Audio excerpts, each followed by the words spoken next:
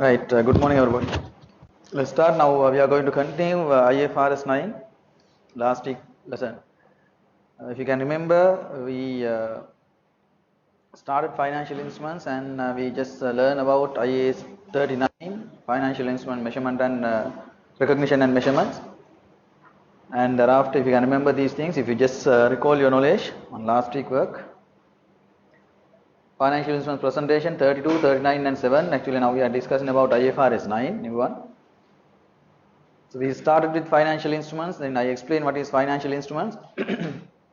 Basically we discuss about three types of financial instruments: financial assets, financial liabilities and equity instruments.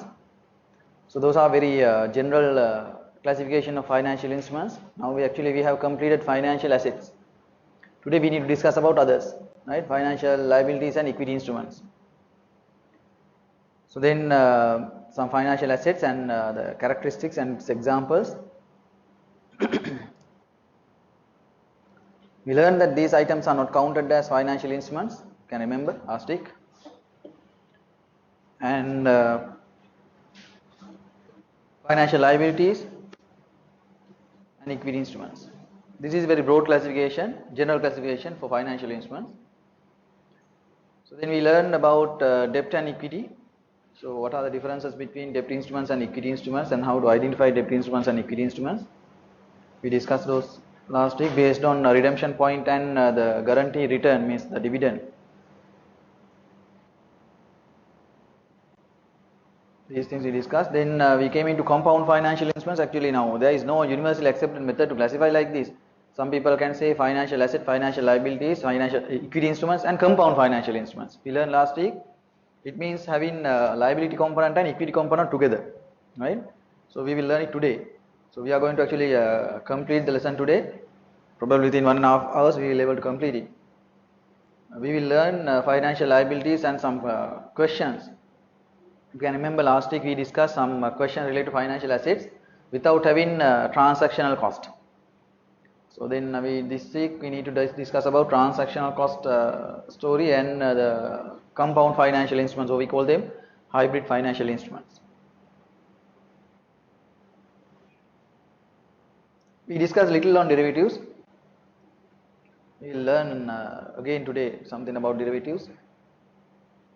Thereafter we came into classification of financial instruments according to IAS 39, the previous one. Actually not previous one, still we are using IAS 39. Actually we will apply IFRS 9 from 2018 onwards, but anyway we do it now, right? Basically there are four types of financial assets: fair value through profit and loss account, held to maturity, loans and receivables, and available for sale. Fair value through profit and loss account anyway initially recognized at cost excluding transactional cost, and all others we recognize initially at fair value including transactional cost. Also we learn about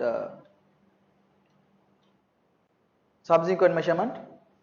In subsequent measurement relating to those four, if you can remember these, financial assets and held to maturity and loans and receivables are recognized at amortized cost, and financial assets at fair value through profit and loss account we recognize to fair value at the end of each year, and difference we charge to profit and loss account.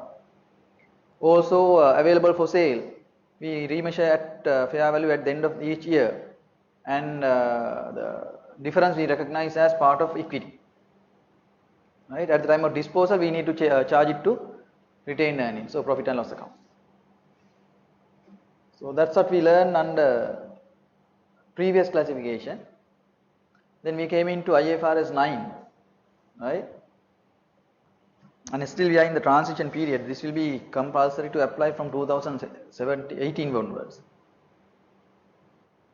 Accordingly we learn a few classifications related to financial assets. Actually based on accounting treatment in IFRS 9 they have classified it. If you look very carefully in the previous classification, you can compare these two very easily.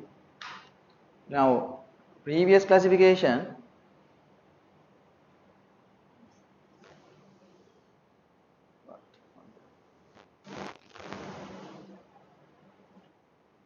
look, in subsequent measurements we had two methods actually.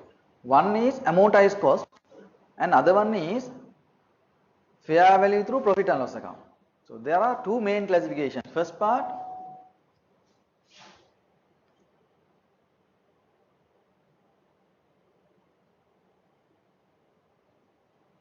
this is one, you can see, and this is one. Look at fair value at amortized cost. Based on that, they have classified in IFRS 9. Now here actually this is at amortized cost, we will learn it today, and partly we learned last week. This is to profit and loss account, actually this is to other comprehensive income. Therefore in IFRS 9 you can take into three classification if you need. At amortized cost, fair value through profit and loss account, and fair value through other comprehensive income. Because available for sale instruments usually we recognize as part of other comprehensive income, the difference, fair value difference. Understand? It's like revaluation something in this case, right? So that's a new classification. Then you can compare very easily the old classification and the new classification. Old classification based on financial instruments types. Now new classification based on accounting type. Understand? So then we learn some features of fair value through profit and loss account. In fair value through profit and loss account, initially we recognize at cost, excluding transactional cost, and we remeasure at the end of each year. That difference we charge to profit and loss account. That's why we call fair value through profit and loss account. It's very easy. But usually this is default classification if any financial asset is held for trading. Right? So remember the terms. Trading usually initially recognized at cost, excluding transactional cost. At the end of each year we remeasure to fair value. Difference should be charged to profit and loss account. Right? So those are the main four features you have to remember as theory. These questions we discussed last week. And second point, fair value through profit and other comprehensive income. In that case again we usually take equity instruments. Then initially measure at what? Fair value including transactional cost. See, we don't know how to incorporate this include transactional cost. We will learn it today. And remeasure to fair value at the end of each year. Right? And the difference we have to recognize as part of other comprehensive income. Like revaluation reserve we recognize as part of other comprehensive income. We have to recognize fair value difference also as part of other comprehensive income. At the time of derecognition, that other comprehensive income part should be charged to retained earnings. Right? In revaluation also we did the same. You can remember that model. In revaluation story and the PPE what we did, revaluation reserve we recognize as part of other comprehensive income. At the time of disposal, we transfer that other comprehensive income into retained earnings. Same method we apply into this thing, financial instruments at fair value through other comprehensive income. Recognize as part of other comprehensive income, and later when you derecognize, or at the time of disposal, recognize it as part of equity, part of retained earnings. Then we came into equity. Third classification, financial asset at amortized cost. Usually debt instruments only. Look, debt instruments at amortized cost. You can very simply you can have kind of summary, right? Equity instruments through other comprehensive income. Generally, if it is something related to trading nature, it goes to fair value through profit and loss account. Easy classification, no? If it is any general case, which is having for trading purpose, we classify it as fair value through profit and loss account. All financial asset equity instruments, right? So then we classify it as other comprehensive income. Debt instruments we recognize under amortized cost. So it is easy to remember. In amortized cost, you can remember the previous classification also, it's something like that. There are two tests to see first, to examine. First test we call business model test. Accordingly what we have to do is, we have to see whether they have any contractual cash flow. Bonds, everything, same bonds, debentures, loan notes, everything like that. So therefore, you have to see whether they have any contractual cash flow. Also, cash flow characteristic set, that means we have to see whether the cash flow comprise interest part and the capital repayment part. You take debenture, at the end of the maturity we will get back the capital repayment. During the period we will get interest. So therefore, test number 2 about the composition of cash flow. In amortized cost, what you have to remember, initially we have to measure at fair value at including transactional cost, fair value including transactional cost, and but we don't remeasure at the end of each year. We test it for impairment using expected loss model. So I think last week we discussed little about this thing, no? Expected loss model. We didn't do. I can't remember the place where we stopped last week. Last one, yes. This question we discussed last week. This one also we discussed, as I remember. The default rate story, this one we discussed, no? There's no point of discussing again. Yeah, we have to continue from this point, as I remember. That's about last week's summary. And now classification of financial liabilities. First one, fair value through profit and loss account. All financial, again, held for trading. So like in financial assets, same. Then initially measure at its fair value. But remember, transactional costs are recognized to income statement. That means excluding transactional cost. Then financial liabilities at fair value through profit and loss account. What you do initially we recognize at fair value, excluding transactional cost. Right? So we'll see how to do it. The other financial liabilities, all others are recognized at amortized cost. So then fair value less issue cost. That means in the initial recognition we don't recognize issue cost as an expense. We subtract it from the liability. But there is kind of confusion in this case according to our Companies Act. From Companies Act, actually from stated capital we are not allowed to deduct anything. So it's kind of question we have, but it's kind of mismatch actually. Nobody is still talking about this thing. This example, very simple example. N Limited, there is a bank loan of rupees 100,000 on 1st January 20X1. N Limited incurred an arrangement fee of 1,000. So usually what we have to recognize, this arrangement fee of 1,000 should be recognized as an expense. But here it what says, look, we recognize as loan only 99,000. But there is kind of mismatch when it comes to our practice, but still the standard says like this.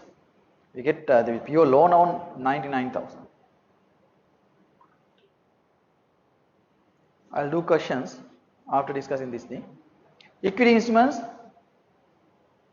this is very simple. No need to have big classification on this. Equity means anyway, equity, you can understand there is no part of classification like this. But anyway, like if you believe even your own shares, good example. Your own shares means not investor shares, your own company shares, kind of good example for equity instruments. How to recognize it? Do you remeasure at the end of each year? No. We measure at fair value at the beginning. Let's say if I issue 1,000 shares at 15 each, then 1,000 at 15 will be my the capital. I don't want to remeasure at the end of each year. Understand? So the less issue cost. But here there is a big question. Look, it says less issue cost. Let's say if I issue 1,000 shares at 15 each, then it will be 15,000 share capital. Then if I need to publish prospectus and some issue cost relating to issuing shares, according to our Companies Act, it is not allowed to subtract. But standard says you can subtract that what is called expenses, share issue expenses from the share capital. It is not allowed actually in our country. But standard says like this. This is kind of mismatch actually again relating to equity instruments. But we feel like the initial expense, the share issue expenses should be recognized as an expense to profit and loss account. But standard says what it says. We can subtract it from the share capital. But Companies Act says, no, it is not allowed to subtract anything from stated capital. You can't deduct anything.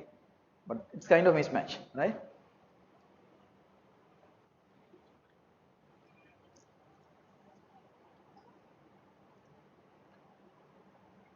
Look, D Limited issue 10,000 ordinary shares at 2.50. The issue cost is 1,000. A simple one. Then 10,000 into 2.50 means 25,000. Cash debit, share capital credit. So here what we need to do, profit and loss account debit, cash credit. But what standard says, this 1000 should be subtracted from stated capital, but it is not allowed in our practice. That's why I have taken like this. Understood? So, but if you look at foreign example in the internet, you can see it has been subtracted from stated capital, but in our country it is not allowed. Right? But still the standard is applicable. Right, now that's all about theories relating to this. I don't want to discuss, there are some other areas, but basically if you can understand at least these things, it is more than enough. So how do you classify these financial asset liabilities? Assets we recognize in three ways: amortized cost, fair value through profit and loss account, and fair value through other comprehensive income. Liabilities in two forms: fair value through financial asset fair value through profit and loss account, and amortized cost. Equity instruments, only one.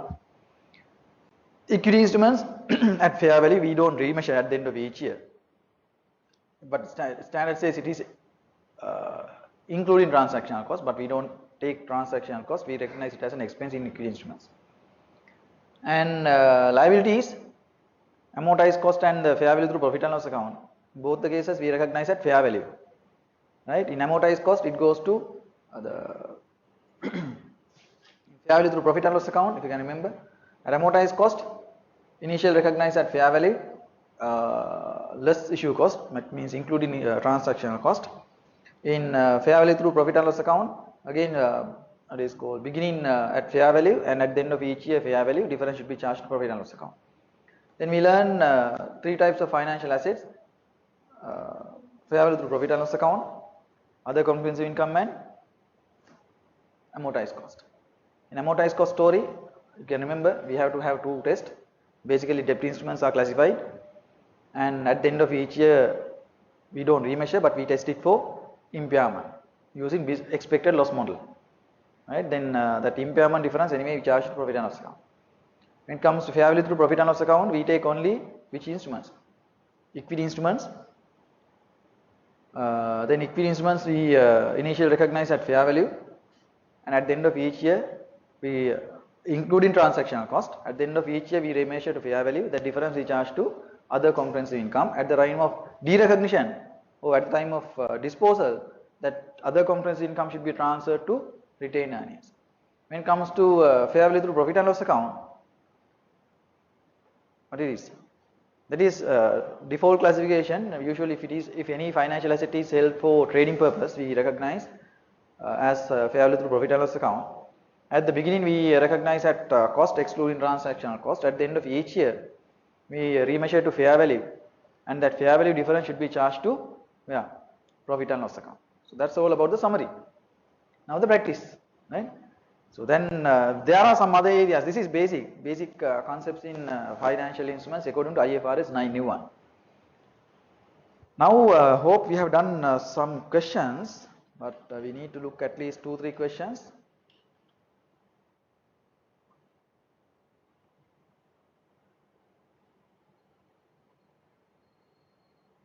Look this, something related to financial liability.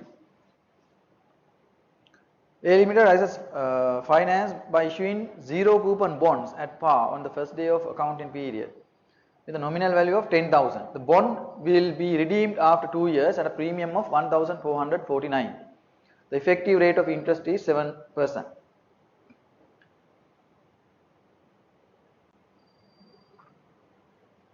It's very clear. 10,000 at 7%. First year interest will be how much? 700.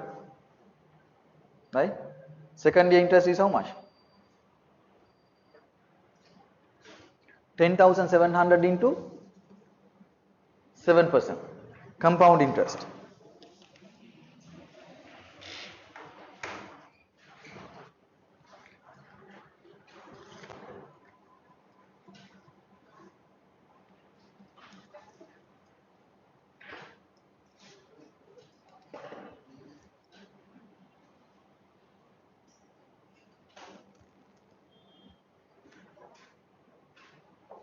Then 10,700 into 7% means again 749, no?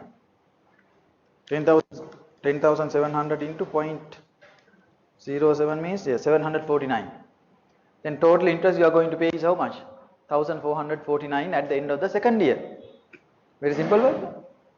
Explain and illustrate how the loan is accounted for in for in the financial statement of L Limited. It's financial liability they have. They issue a loan, they give a loan. So then how do you account for this? What is initial double entry for this one? Cash account credit, loan account debit is financial, sorry. Sorry. Yes, they issue, it's liability, sorry, they issue, yes, right?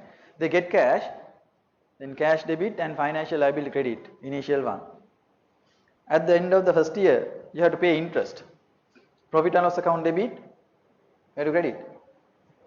You don't pay by cash, but you will pay everything at the end of the period, according to this fact. Right? Then financial liability account credit, 7%, 700. At the end of the first year, what is the balance available in the liability account? 10,700. To the same, you will add interest for the next year. 10,700 into 7%, 749. Then at the end of the second year, what is your total balance in the liability account? 11,449. It will be paid by cash at the end of the second year. Very simple work. Look, it's there.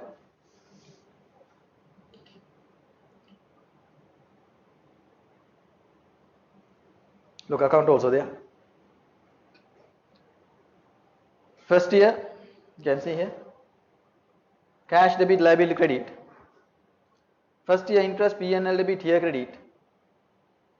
Then second year, this is credit, right? Second year balance beginning will be 10,700. On that you will add interest. 749 again it goes to profit and loss account. Right? And finally you pay cash 11,449. So that's it. Simple work. That's how you account for loan. It is paid at the end of the period. Understand? You pay everything. You get a loan and actually bond, right? Bond will be redeemed after 2 years with interest. Right? So there is no discount or coupon rate, something like that. Here, the very simple exercise.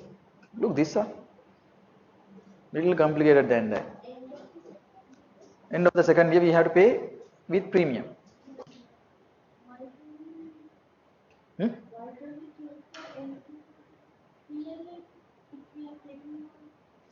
We pay at the end of the second year. It's 2 year one. 2 years bond, no. First year interest, P&L 700. Second year interest on compound interest P&L. At the end of the second year, we pay cash. Understand? This cash entry comes at the end of the second year. This one. Understand? At the end of the second year, therefore we have to pay interest. Look, this one. This is little complicated, but let's see here very slowly. It has everything. Accounting for financial liabilities at amortized cost, same example like in the previous story. Previous story, very simple one, nothing there, right? B Limited raises funds financed by issuing 20,000 6% 4-year loan notes on the first year of the current accounting period, right? The loan notes are issued at a discount. Look, now these are the real the facts. Loan notes are issued at discount of 10%. Understand? Discount of 10% and will be redeemed after 3 years at a premium of 1,015. Look. So that is the real fact, the practice. 1,015, the effective interest rate is 12%. There is another issue cost of 1,000. Then tell me what are the expenses related to this this loan note issue. One thing is discount. Discount means what is the value of the loan note? 20,000. Right? 20,000, but you are going to charge only how much from the customer? 20,000 minus 10% means 2,000 less. Understand? Then that 2,000 is an expense. Look, I have written it here. This is one expense you have. Then second expense, there is issue cost of 1,000, another expense. Now we are going to learn how to incorporate transactional cost into this story. Previous questions we didn't touch transactional cost. We didn't have any transactional cost. But if you can remember, when you learn theory, everywhere I told including transactional cost, including transactional cost. But we didn't practice how to take including transactional cost into account. Then there is another one, there is a premium of 1015. It will be paid where? At the end of how many years?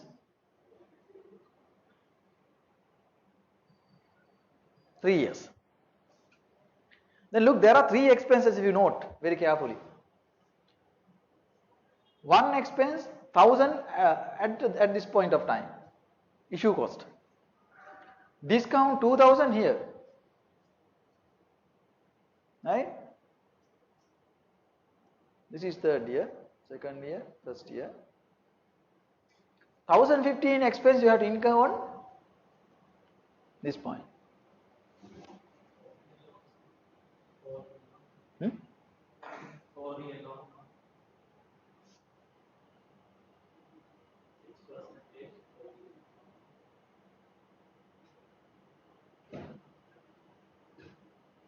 Yes, sorry, not 3 years, 4 years, my mistake. I'll take 3 and 4. After 3 years, no, after 3 years at a premium of, after 3 years means somewhere here, I think the 4th year. Yes, it's true, right? Yes, 4 years loan. Then, is at all about finance cost related to this loan note? Any other financial cost? There is another one. What's it? Why? You have to pay what?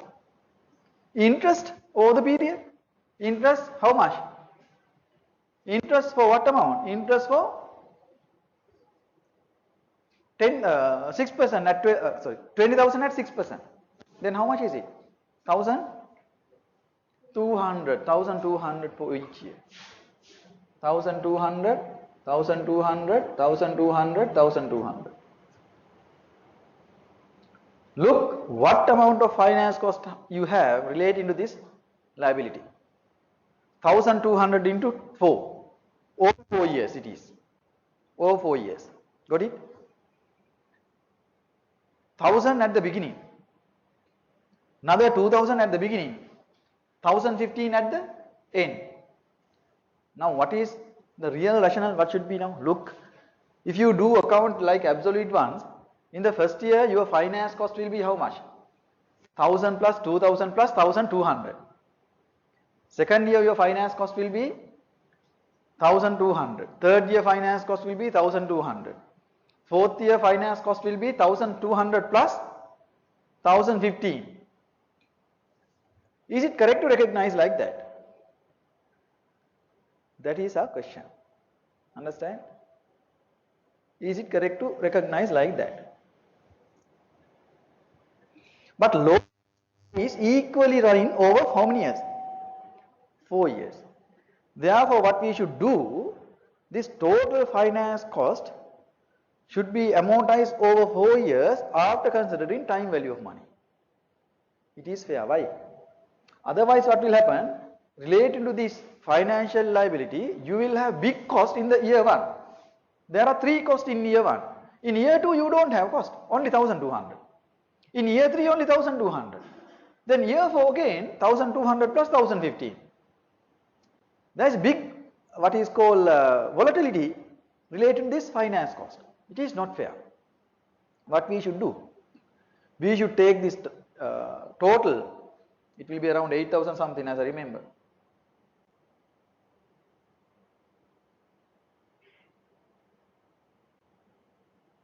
Total cost will be 8,015 as I remember. Yeah, 8,815. So these are the total finance cost we had. Right? Interest paid over 4 years, or it is over 4 years. This 2,000 in first year, premium in the 4th year, issue cost in first year, 8,815. What we should do now? Can I write off 8,815 over 4 years equally as finance cost? බෙදනවා 4ෙන්. 4ෙන් බෙදලා දානවා සමානව. 4ට. Possible no? But we can do it. We are not considering then what? Time value of money. Why? 1,015 incurred at the 4th year. අවුරුදු 4කට පස්සේ. the other 1000, 2000 and 1000 at the beginning. 1200. Samana hatara betana එක not fair. Understand? So then what we do? We have kind of method to do based on effective interest rate. This is partly actually finance, not accounting. Now, the effective interest rate is 12%. It is not essential to give. If you have learned in finance, you have, I think, you should be able to calculate it. How to calculate it?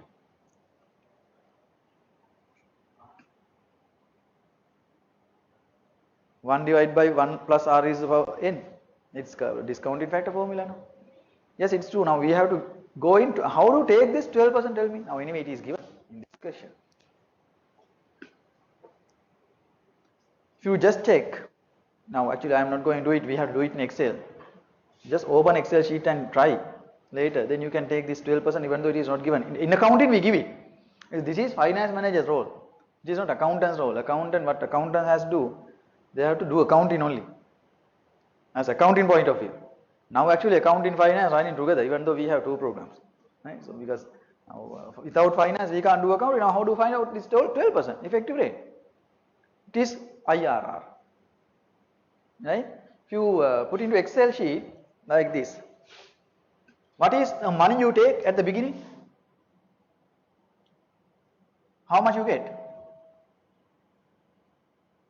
20,000. Right? What are the cash outflows you have?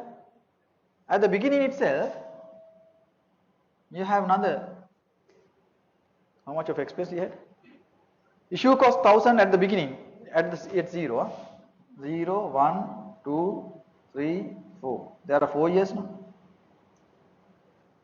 In 0, 20,000 plus 20,000 minus 1000 minus 2000 discount minus 2000 and 1000. I will write in thousands.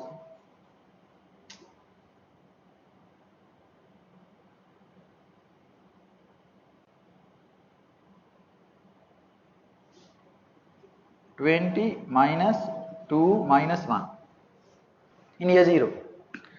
In year 1, what is your finance cost? 1.2 minus. You have to pay cash outflow. Right? You just check in Excel if you need. Then year 2, what is it?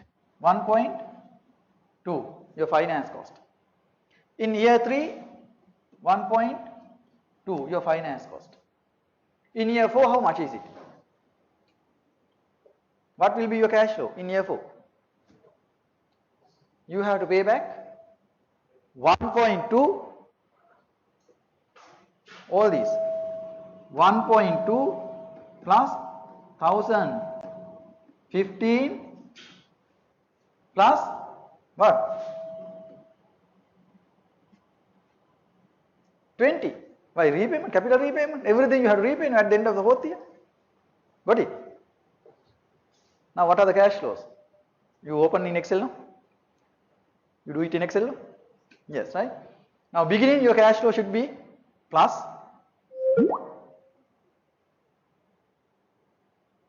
7. Right.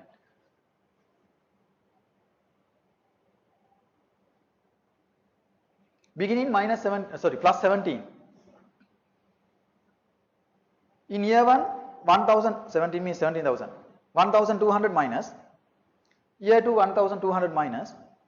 Year 3, 1,200 minus. Right? Year 4, how much? 1,200 plus 1,015 plus 20,000.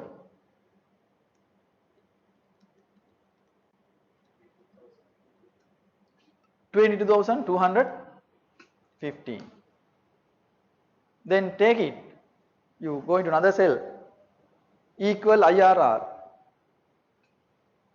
Right? Highlight all cells. Equal IRR. Then formula is there. Highlight all cells there. All the figure cells. Yes. You have to take that one. Yeah. Yes. IRR equal IRR. Highlight all cells. All sales means all cash flows. Close the bracket and enter. That's it. What's the rate you get?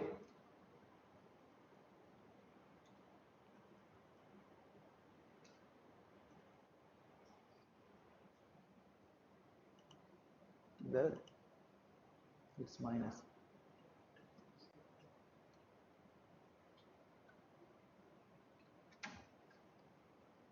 Look, it's exactly 12%. Got it? End on. You got it? But that is what we call IRR. We call it, look, effective rate of interest. Now what is actual interest you are going to pay? 6%. But not actual interest. Absolute interest, appearance, what is your cost? 6%. What is your real cost? It's 12%. Why? There are some other inherent costs related to this financial instrument. Do you rate 12%? No.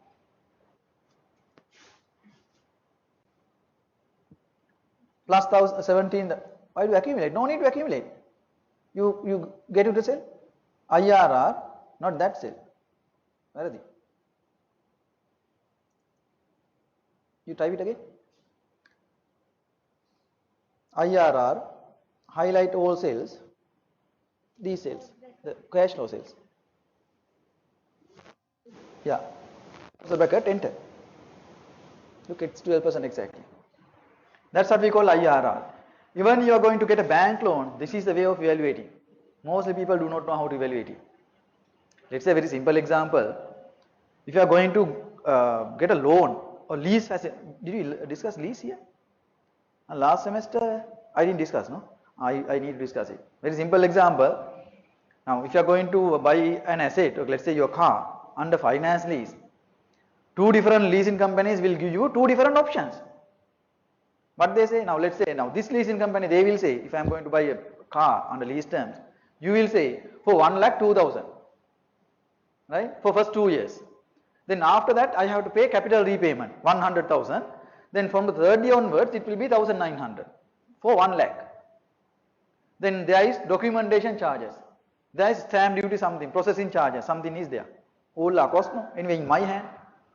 Then finally you say the rate is 14.5%. That's how you say.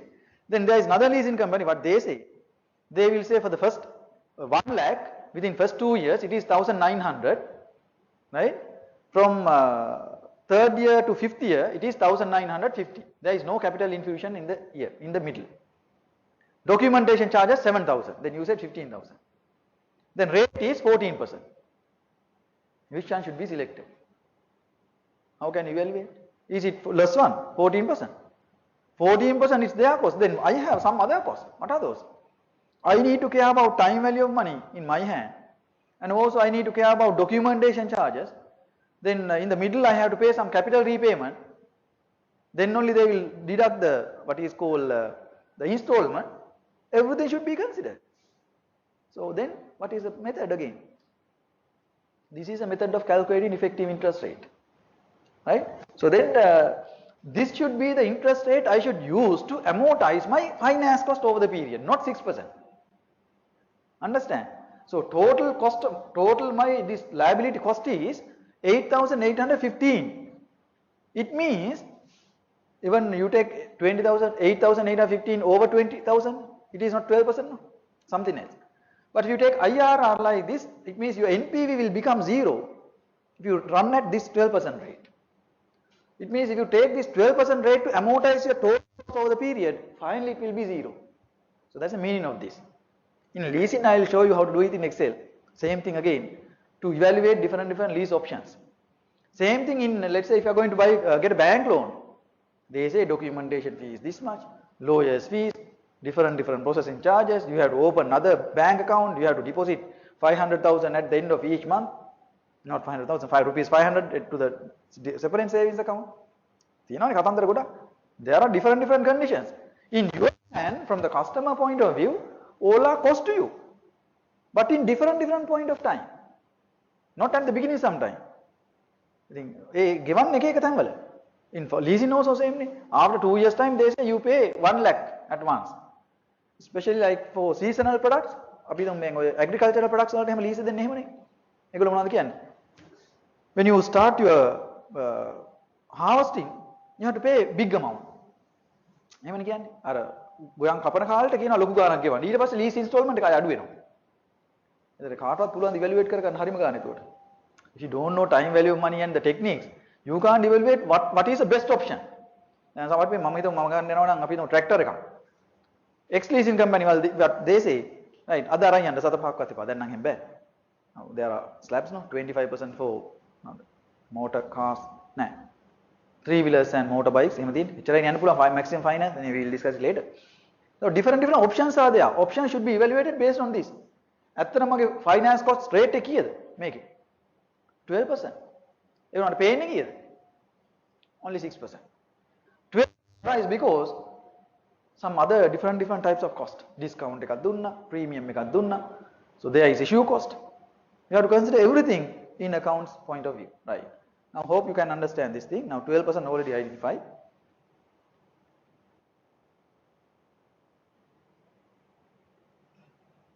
Just see how to fill this.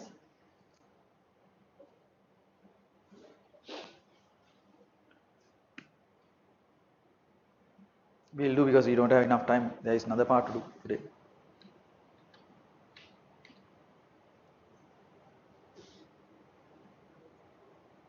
Don't see everything first, right? Just see one by one. What is my loan balance at the beginning? Anyway, how much I get at the beginning? If you can remember, 17,000. Can you remember? Why do you get 17,000? I got a loan note for 20,000, but at the same time I spent issue cost of 1,000, and there I gave a discount of how much?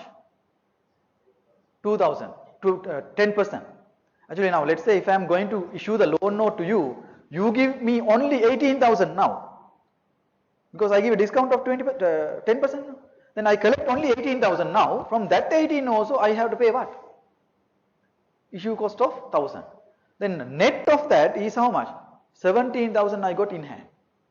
Got it? So that's what we call the loan. That's why we learned previously. Financial liabilities at amortized cost should be recognized initially at fair value less issue cost. That's the point. Understand? Look, that's how we account.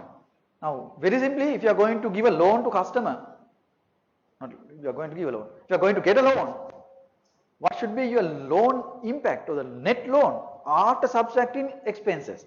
If you incur any expense, it should not be recognized as an expense. It is wrong. That's the point here. Understand? If you are going to get a loan, if you have any issue cost, it should not be subtracted from expense or the P&L. Understand? As expense. It is wrong. That's the point. Mostly what we do is not. If you get a loan, if there is any expense, we have to charge it. You charge it to profit and loss account. අපි ගන්න යන loan එකක තියෙන expense, අපි තමු documentation charge එකක් ගෙවුවා නම් අපි we recognize it as an expense, but according to financial instrument it is wrong. That value should be, that expense should be amortized over the loan period. That is the meaning here. Understand? So therefore you have to be careful with this. Right, then we start with 17,000. What is finance charge at 12%? We need to calculate at now 12%. Why? What's the reason? I told you very basic principle. If you discount something, actually IRR වලින් කරේ discount කරලා ගත්ත එකනේ. ඔක පේන්නේ නැති උනාට. If you discount something, every time you need to compound it. මම කියලා තියෙනවා කීට කලින්, right? So now we are compounding. What is finance charge? It's 12%. Then 12% means 2,040. 17,000 into 12%. Look, only the first year. But how much you pay? At the end of each year, how much you need to pay? 1,200. The interest given to pay how much? Right? For the loan note. So then you have to pay interest of how much? 1,200. Then difference of that is how much? 840. It should be added to loan account. Look, I start loan account. Look first from this point onwards.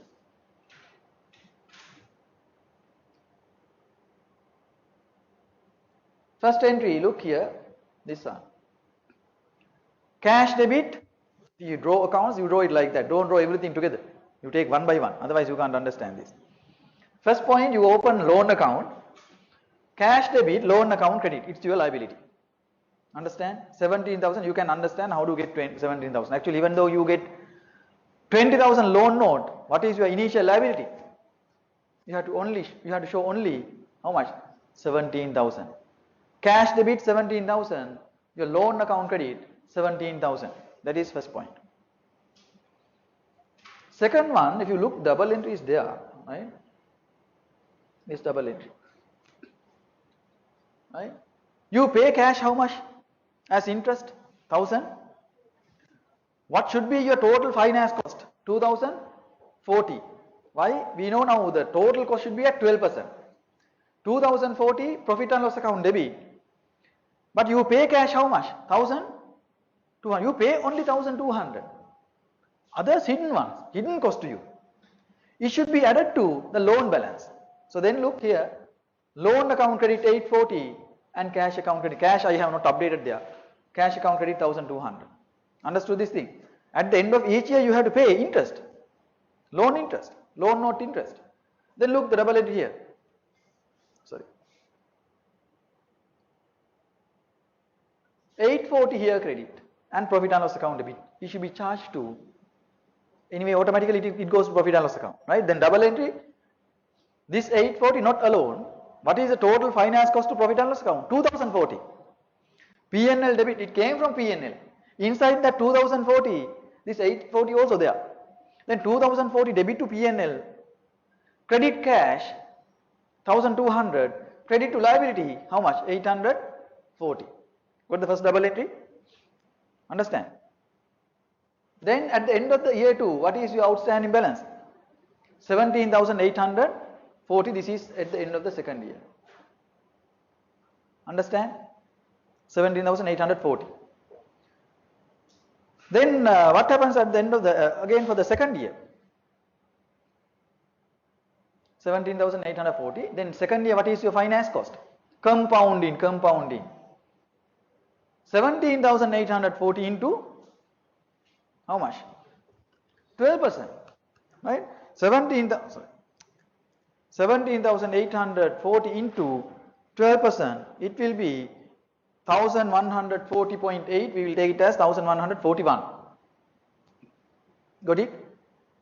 Every time you have to add interest on outstanding balance, right? Then 17,841 into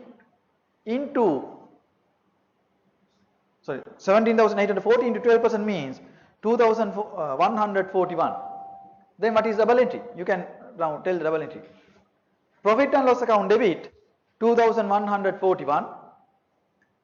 1,200 we have to credit. You have to pay at the end of each year cash. How much?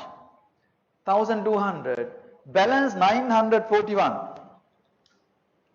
Balance 941. Look here. 941 we credit to loan account or liability account. Got it? Look the double entry for the year 2. Profit and loss account debit 2,141. Cash account credit 1,200 and liability account credit or loan account credit 941. Then at the end of the period you can see, if you need you can write this double entry like this. If you need you can update your double entry like this. I will show you. If you open your loan account, beginning 17,000 for the first year, you can write it like this if you need. Cash credit 1,200, here debit 1,200. This is also credit. Correct. If you can't understand, to write one entry. Cash credit, loan account debit 1,200. Profit and loss account debit, here credit 2,040. Net of these two, how much? 840. That's what we have taken here. Look, 840. So that's what I did. If you need, you can write by one entry or you can write by two entries.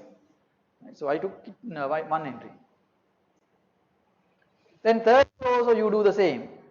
Then you can see at the end of the second year balance is 18,781. That 18,781 into 12%, it will be 2,254. Then double entry, profit and loss account debit 2,254. cash credit 1200, and we have to credit balance. It's around 1000 something. You think? 1054. 1054 credit to liability account. Come to the fourth year. Then at the end of the third year, outstanding balance is, screen not appear.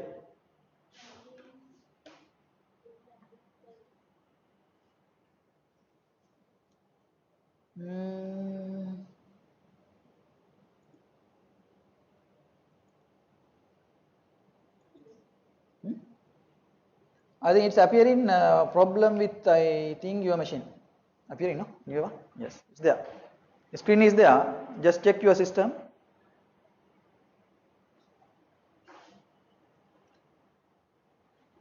Now, at the end of the third year, balance is 18,781. On that, look now, different presentation. This is horizontal presentation. This is vertical presentation. Same thing we do.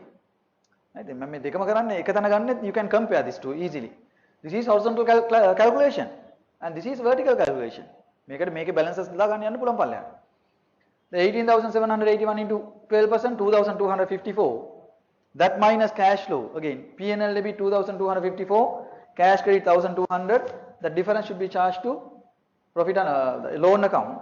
And in fourth year, 19,835 into 12%, it's 2,380. Then what will happen?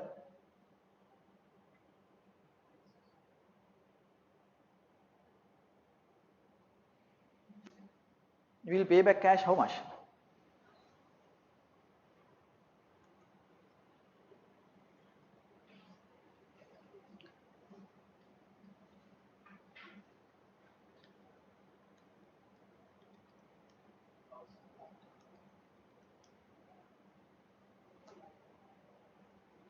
This should be 21, no? Not 20. Why? 20,000 plus 1,000, 15 plus 1,200. What is 1,200? Interest. This is interest for the fourth year. Inside this, actually, we have 20,000 plus 1,015 premium. Understand? So now 21, then 19,835 plus 2,380 is finance cost, and after that you will pay, look, final balance of, at the end of the fourth year you will pay 21,015. Then the account will be closed. Got it? But here what you can say now, actually 2,380 minus, what is double entry for the last year? Double entry for the last year? Yes. P&L debit 2,380. What else? There are two double entries for the last year, remember? Two double entries for the last year. 2,380 P&L debit.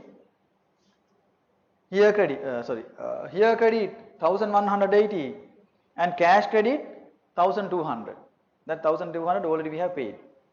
In addition to that, we have to pay 21,000. Now 1,200 already done. 21,015 cash credit. We have to debit.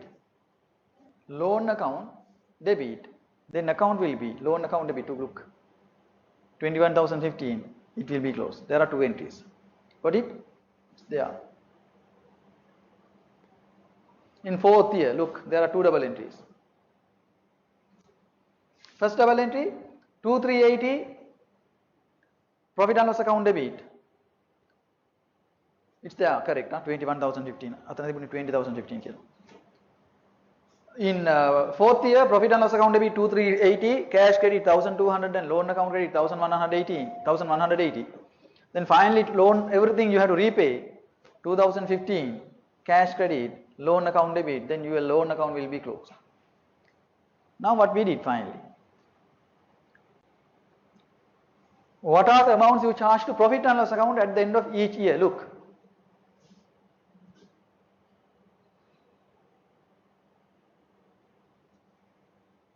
What is total? 8,815. Total of those four amounts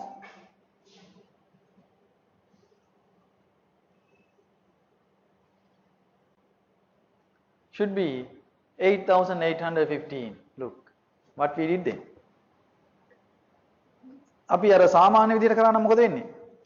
First year my interest cost or the finance cost will be 3,000 plus 1,200 interest. Second year my finance cost will be 1,200.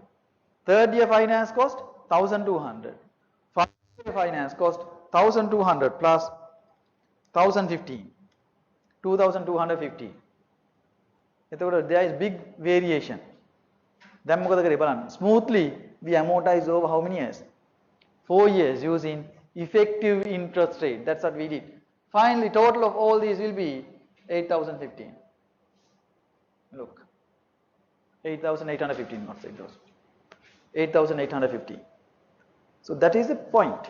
ඒක තමයි අමාරු වැඩේ. But it has kind of good rationale. Now this finance cost we amortize over 4 years. Otherwise how do you amortize? In different rates, different amounts. Understand? So this should be the way of accounting for financial liabilities. I don't know whether people do like this, right?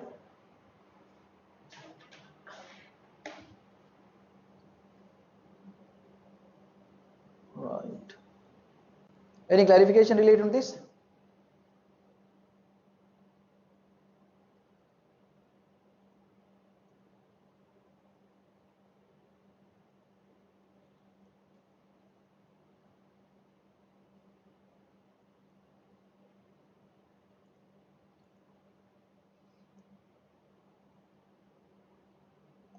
There's another question, like the answer also there, you can learn it later, no? Right, we'll do this. Previous one, financial liabilities at amortized cost.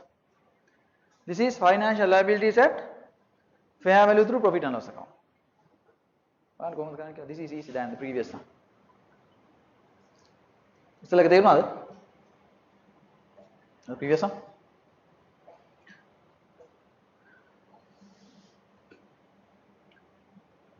On 1st January 20X1 is issued 3 years 5% 30,000 loan note at a nominal value when the effective rate of interest is also 5%. The loan notes will be redeemed at par. The liability is classified at fair value through profit and loss account. It means it's coming under fair value through profit and loss account. At the end of the first accounting period, the market interest rate have risen to 6%. What is theory? Financial liabilities at fair value through profit and loss account should be recognized initially at fair value, remeasured to fair value at the end of each year. Difference should be charged to profit and loss account. So that's a theory. Very simple, small point we have, but when we work out on that, the workings are very big. So that's the nature of these financial instruments. Only small point. Now how do we work on this? End of. Now beginning, what is your financial liability? You get cash 30,000, no discount, nothing, right? This is easy. Then remember, you should know how to calculate effective interest rate. If it is on, because here effective interest rate also 5%. Why? There is no any cost, no interest, no issue cost, no discount, no premium, nothing. Understand? So then cash debit, loan liability credit 30,000 at the beginning. At the end of the first year, what you need to do? Remeasure it to fair value. Now tell me, what is fair value of this liability at the end of year 1? You draw a line now with this is how many years now? 3 years. Third one, second, first. This is 0. Now assume we are here at the end of year 1. What is fair value of this financial liability? මට කියන්න බලන්න liability කීයද කියලා.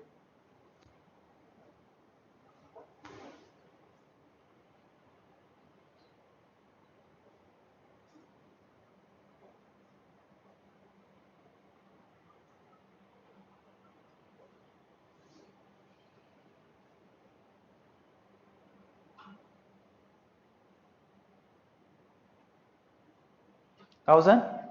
How do you calculate it? 30,000. You get 30 here, right? First year interest how much? Already paid. Second year 1,500. Third year 1,500. Third year in how much you have to repay? 30,000. How to take the fair value on this date? Take present value of these expected cash flows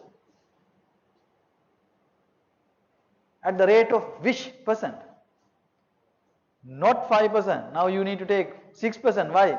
When you go to fair value, you take the market rate. Understand? Even though you issued at 5%, now market rate has been increased. So therefore there is a kind of benefit to you. Now we are going to account for that. It's 6%. Now how much? Vacancy is there.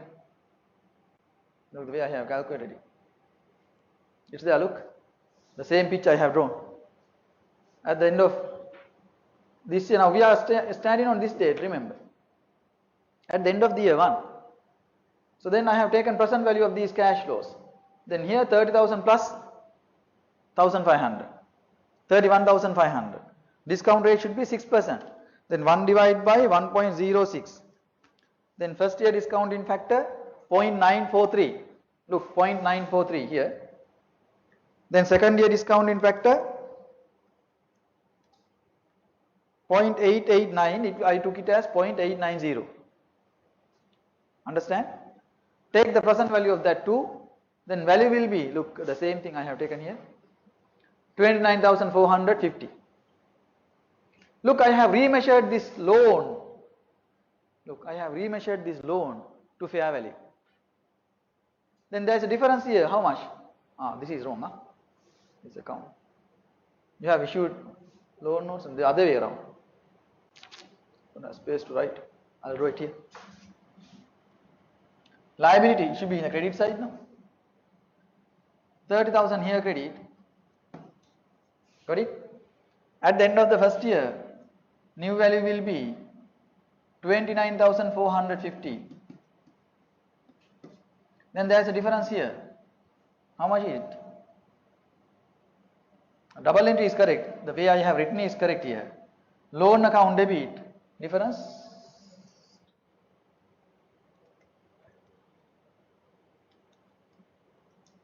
$550. 550 loan account debit, profit and loss account credit as other income. Look, why do you consider it as other income? You got a loan at a 5%, but now market rate has been increased. Therefore, you have kind of opportunity cost. Look, even in accounting, we take opportunity cost also.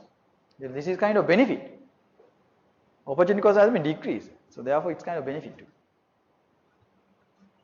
So that's why we said the difference or we remeasure to fair value. Somebody is writing on my slides. Who is that?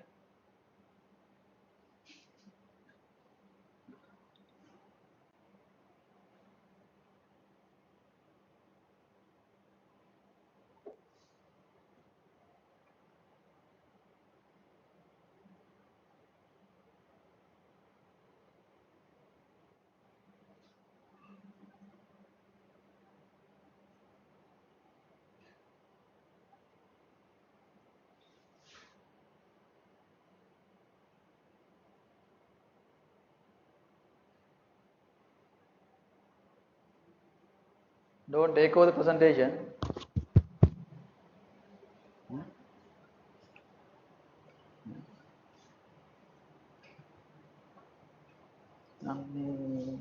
It should be displayed here. Is it you, no?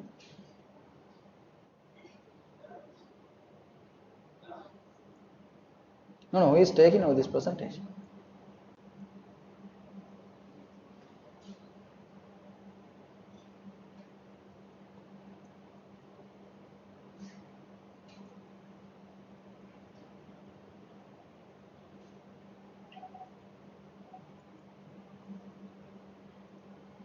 Right. Last part. We are going to learn hybrid financial instruments. Now, if you can remember the flow of the IFRS 9 and 39 together, actually we learn. We discussed about financial assets, theories and classifications, and we did some questions. Then we came into financial liabilities and equity instruments today.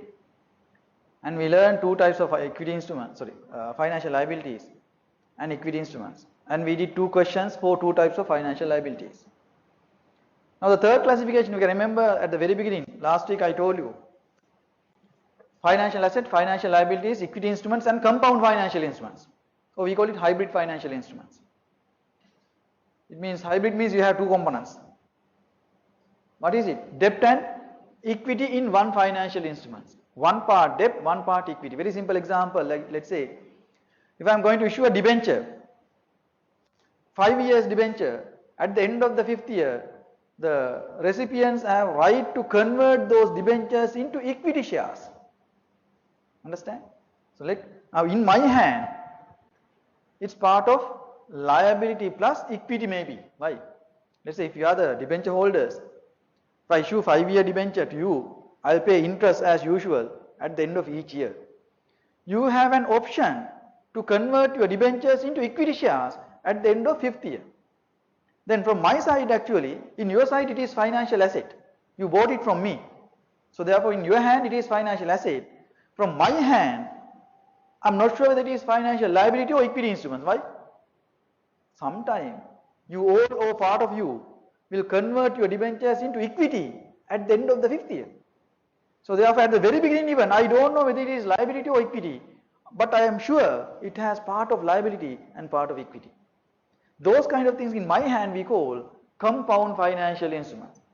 Partly liability, partly equity. We are not sure which part will be liability, which part will become equity, but we are going to account for this thing in simple way. Look, that's what we call here. Should financial liability not an equity instrument if it contains an obligation to repay? But look, it's example. This is right. I told you the example. What is it? Look. Compound or convertible bond. Convertible debentures. From issuer side, it's kind of compound financial instruments because the holders will have kind of option to convert those into equity. Understand? So now what we need to do, what standard says, if there's any compound financial instrument, we have to recognize the liability component and equity component at the beginning of the liability. Let's say if I'm going to issue convertible debentures today I need to predict or I need to estimate what will be my liability part, what will be my equity part. There is a method. Understand? So what it says, on initial recognition, the liability and equity element should be split so that they can be accounted separately. Why? My equity will not be equal to liability, no anyway. So therefore, if there is any equity part, it should be accounted separately. If there is any liability, it should be accounted separately. So now we are going to detach these two into equity and liability. Look, the way that we do. This is very easy work.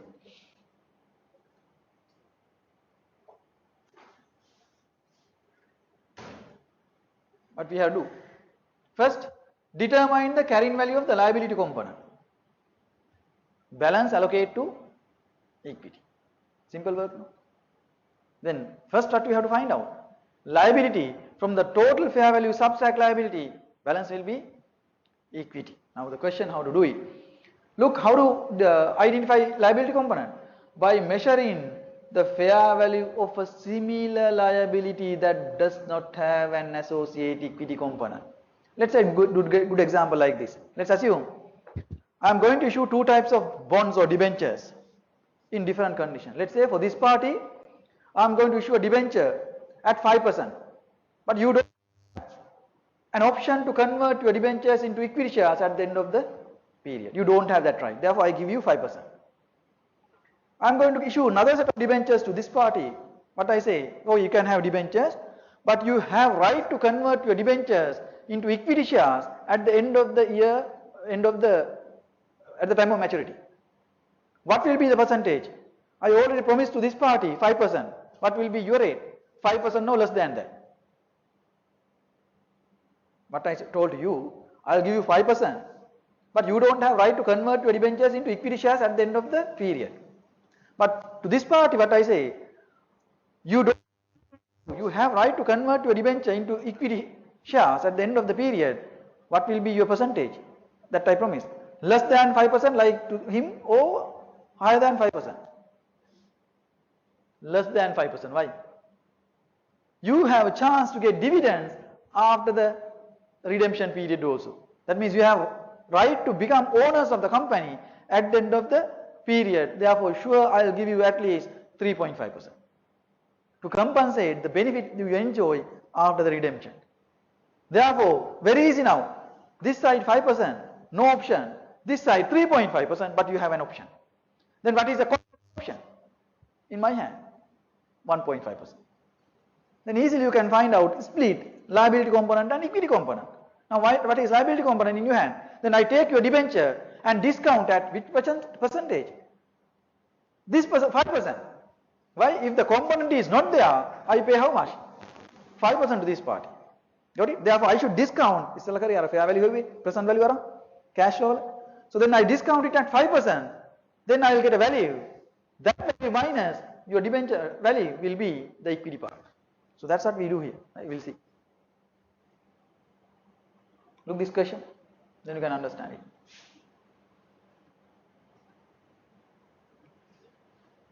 G Limited issues 3% 200,000 20-year convertible bond at par. It means 2 years bond. The effective interest rate of the instrument is 8%.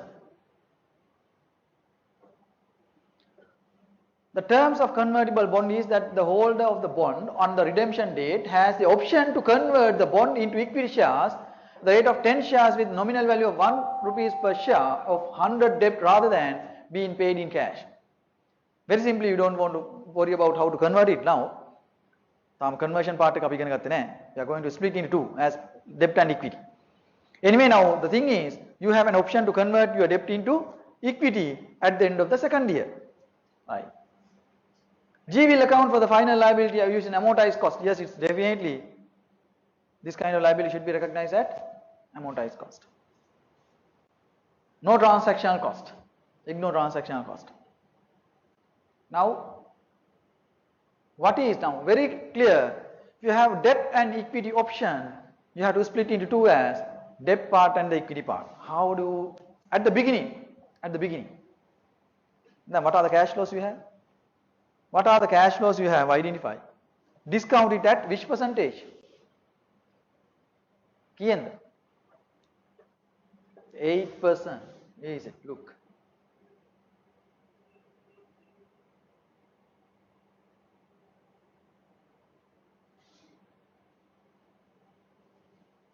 I prefer to draw it like this, not vertical form. You draw a timeline and discount, it is easy to understand. Present value ganna heti. Are api irak ඇඳලා දින්නේ. That method, it's easy.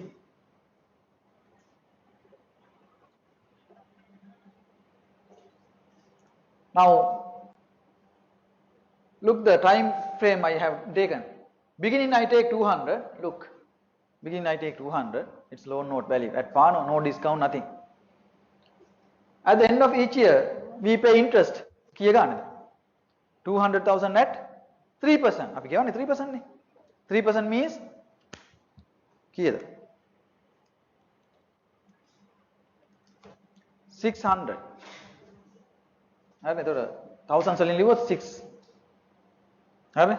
6,000, 6,000 and 6, have we? 6. Then first 6 we discount at the rate of discount in factor kiya denne. 1 divided by 1 plus r is the power 1. 1 can 1 divided, no, this discount in factor will be 1.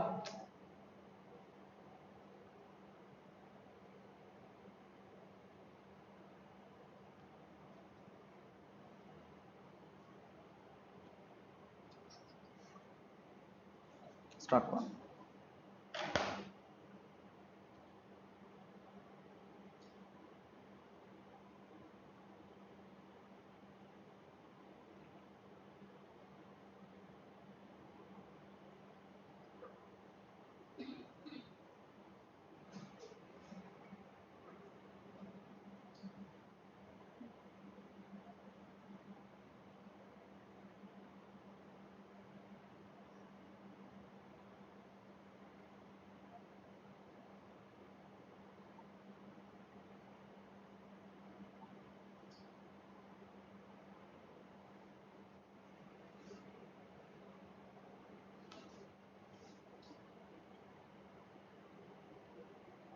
Right.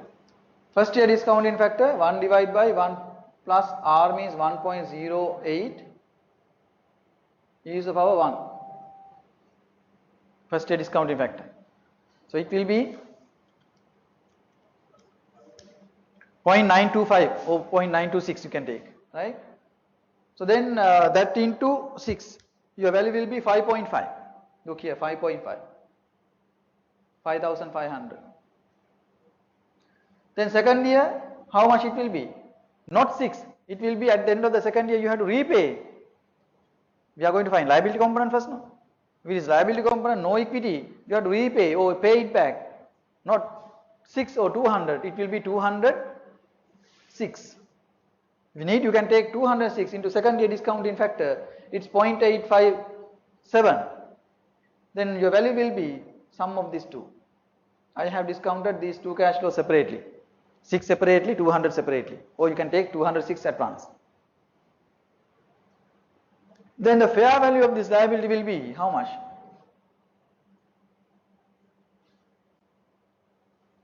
$182.16 or 182,168.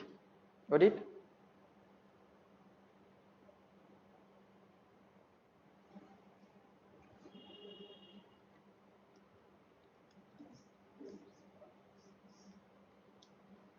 Yes? Correct, no? 176,611 plus 5,500. Yeah, 182,100 something it will be. 40 වෙනස අකේ අර decimal impact එක නිසා. Right? Anyway, it should be around 182,000 something. What is the face value of the bond? This is the present value of all. Sum of that. Face value of the bond is 200,000. The 200,000 අපි discount කරොත් 8% වලින් එන්නේ 182 ගාණක්. What is balance? Balance 17,000 should be allocated for equity. That's how we split the debt and equity in compound financial instruments. Understood?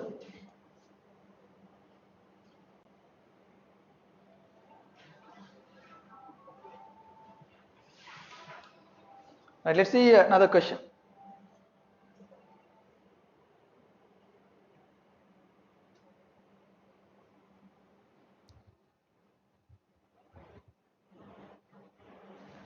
SA issues 1,000 bonds on 1st January 20x1 at par. The bond is redeemed in 3 years time at its par value of 2,000 per bond. The bond pay interest annually in arrears at interest rate of 6%. Each bond can be converted at the maturity date into 125 rupees 1 shares.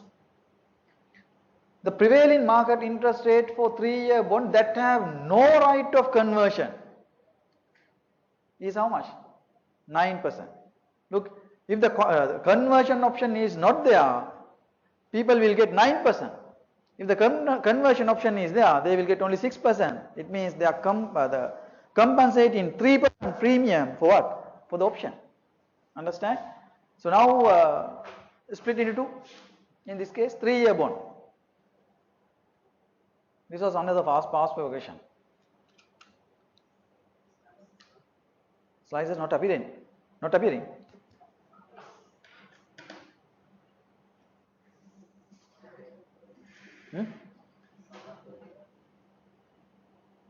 How can you rectify that?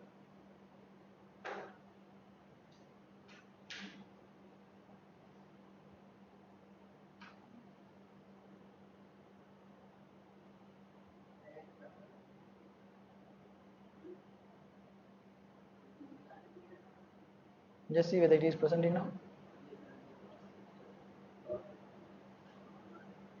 This one came to the screen. Okay, now then let's go.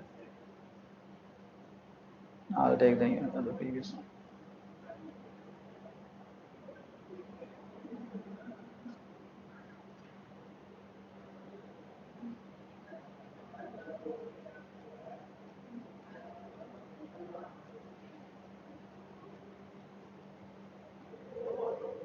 Now, correct, no? Right. Calculate it quickly. What do you need to do? This is 3 years. 1000 convertible bonds at 2000 value, face value. Then 1000 into 2000, millions you have to make a millions lazy. 1000 into 2000, then it's 2 million. Or you can say it's 2000 again in thousands, right? So the 2 million interest given kiya it's at 6%, 120, 120,000 interest. Then your cash flows will be, you can imagine, 120 for first 2 years. Our timeline එක කැන්දා දැම්ම 120 for the first 2 years. Third year 120 plus how much? 2000. Right? 120 plus 2000. Then take the cash discounted cash flow. It's there, look. Maybe first year, second year, third year.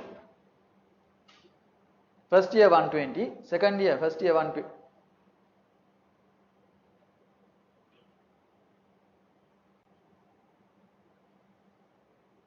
First year 120, second year 120, third year 120 plus 2000.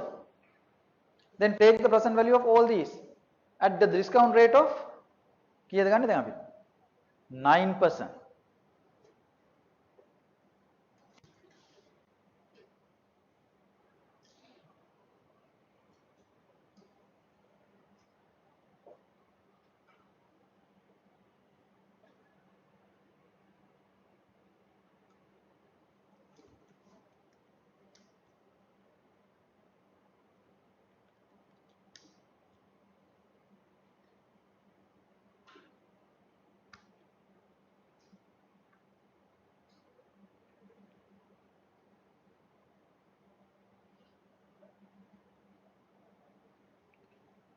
You get the value. Present value gone. You can go for 3 decimals, 4 discounted factor, 2 decimals.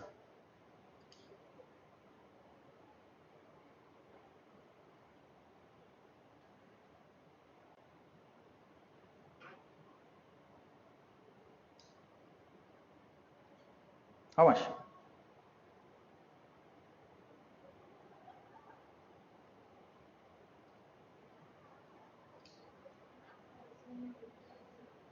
Thousand?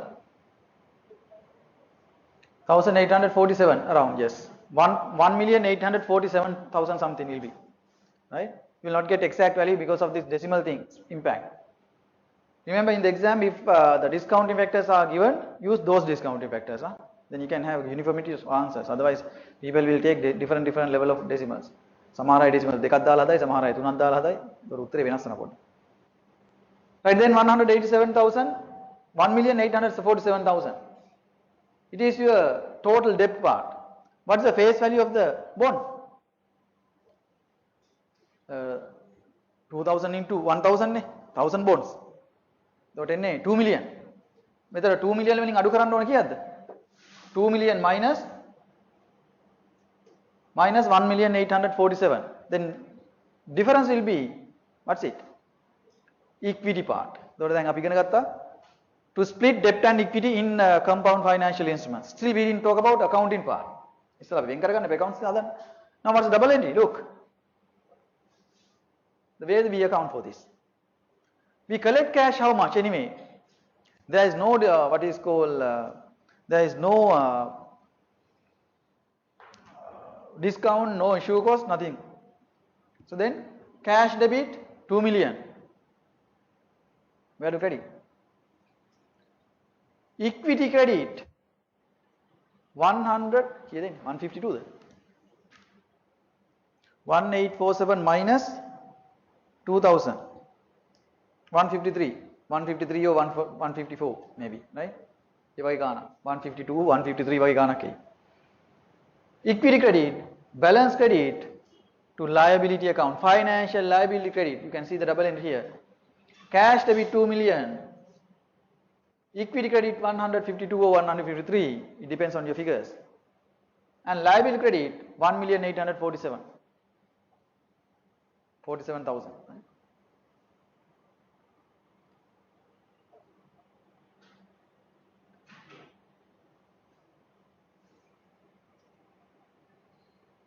It is not then. Now we are going to complete the answer.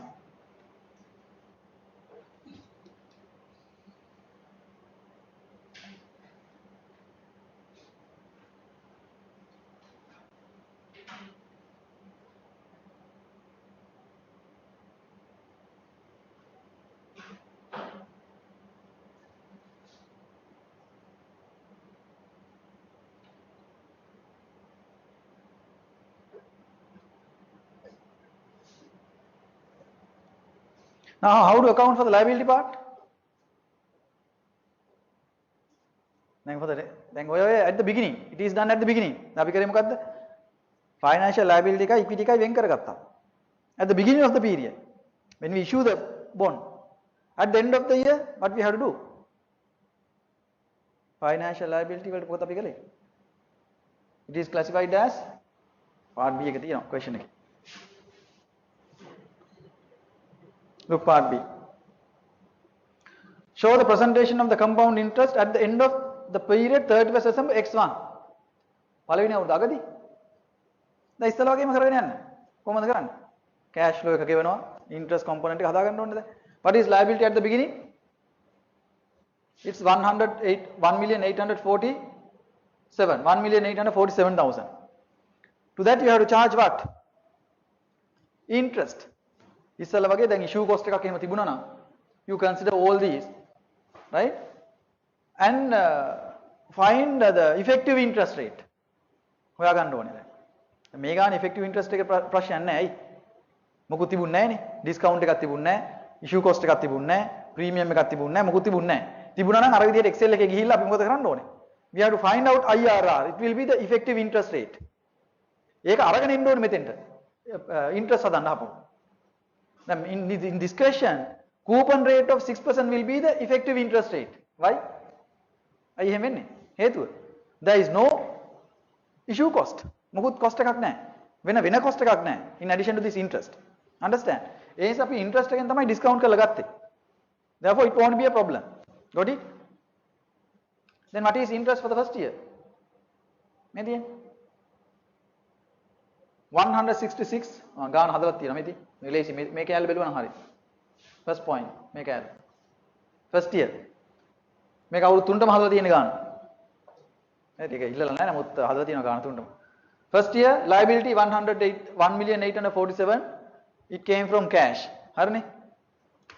Interest 1847 into 6%. It's around 100. Sorry, made a mistake.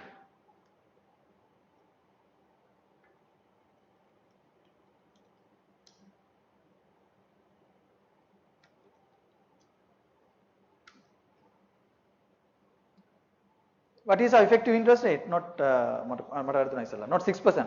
Make it then. Market rate එක ගන්න ඕනේ. We remeasure at the end of the year at market rate. අපි ඉස්සෙල්ලත් එහෙමයි ගත්තේ. Market rate එක මතක නැහැ. Right? 9%. ඒකනේ ගත්තේ. 9% මේකේ දැන් ඒතකොට without having the component. Then 9%, 1847 into 9%. It will be how much? 166,000. Then double entry, මේක මම double entry දෙකකින් ලියලා තියෙන්නේ. ඉස්සෙල්ලා එකෙන් ලිව්වේ මතක නැහැ. If you write it by 1, how do you write it? Here credit, profit and loss account debit. Here debit, cash credit. So then if you need, you can take the difference of these two. 166 minus 120. If you need, you can write by one entry. How to write by one entry? Cash credit 120, loan 46. Profit and loss account debit 166.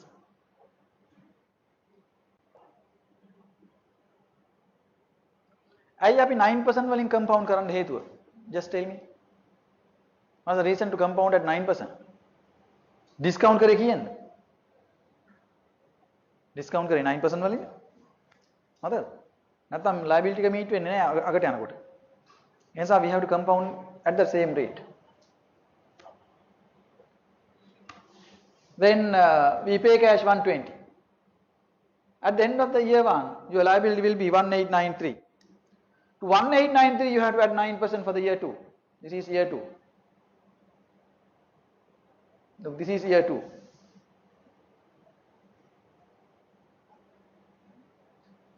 Interest will be 170, cash pay 120. එතකොට අතරම double entry එක ලියනවා නම් ලියන්න පුළුවන්. If you write two double entries. Cash credit, debit 120. Interest or profit and loss account debit. Liability credit 170. එහෙම ලියන්නත් පුළුවන්. ඕන එකෙන් ලියන්නත් පුළුවන්. එකෙන් ලියනවා නම් කොහොම ලියන්නේ? Liability credit 50. Liability credit 50. එතකොට ඒ කියන්නේ 170 මේ 170 120 අතර වෙනස. Right? Liability credit 50. P&L debit 170 and cash credit 120. ඒත් හරි. Then look the third year. We are moving to the third year now. This is third year.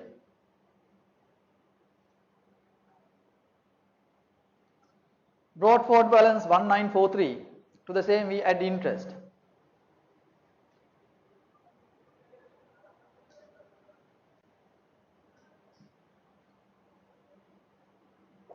දැන් මොකද වෙන්නේ?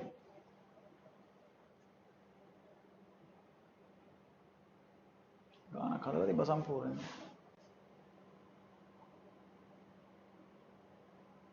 Yes.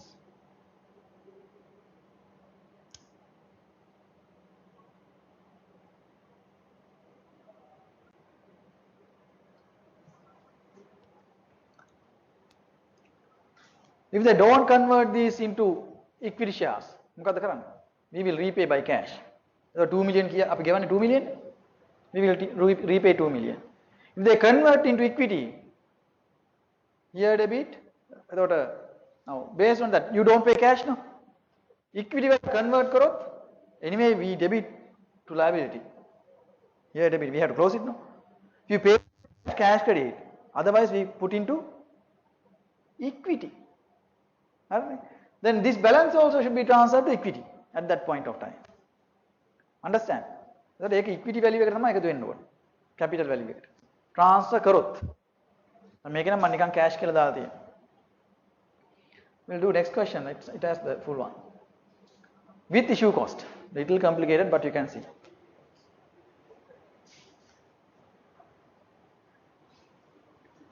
We are going to look hybrid financial instruments with issue cost.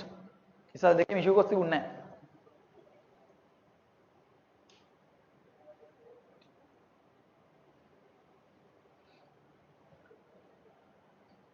A Limited issued 1 million convertible bonds on 1st June 20x6. The bond had a term of 3 years and were issued at a total fair value of 100 million, which is also par value. හරි එතකොට 3 years මතක තියාගන්න. Interest paid annually in arrears at 6% per annum, but if that conversion option is not there, the rate will be how much? 9%. The second point. Third point, look, the company incurred issue cost of 1 million. If the investor did not convert to shares, they have been redeemed at par. හරිනේ එතකොට ඒගොල්ලෝ convert කරේ නැත්නම් at par it will be paid back. At the maturity, all the bonds are converted into 25 million ordinary shares. What happens? At the maturity, what has happened? Everybody converted all these shares into equity shares. No bonds could be converted before that date. ඊට කලින් convert කරන්නත් බෑ. maturity වෙනකම් ඉන්න ඕනේ. The directors are unsure how the bond should have been accounted for up to the end of the conversion on 31st May 20x9 and have been told that the impact of issue cost is, look, it's a very good thing. Impact of issue cost is to increase the effective rate of interest to 9.38%. අනිවාර්යෙන් වැඩි වෙන්න එපා. ඉස්සෙල්ලත් මතකද? 6% double වෙලා 12% වුණා. Because of issue cost. එතකොට ඉතින් Excel වල දාලා ඒක calculate කරලා බලන්න වෙනවා. They have calculated it that it will be not that much. It will be 9.38%. වැඩි වෙනවලු ඊට වඩා. පොඩ්ඩක් හරි වැඩි වෙන්න ඕනේ. පොඩි decimal එකක් හරි. Right? Now your work. How to do it? First, what you have to do? Split into two. Debt part and the equity part with issue cost.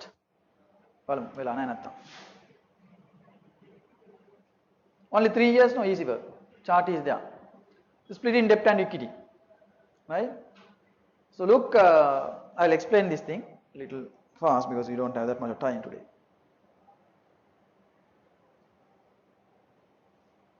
Usually we should complete these financial instruments within 1 day, maximum of 1.5 days. Right? Last week actually I did only 2.5 hours. I stopped little early, so that's the reason. No need to have break, no? We'll continue today. Right? Break අපි ඇත්තටම ගිය සතියේ දුන්නා අගදී. ඕනේ නැහැ. You need to have break. 5 minutes.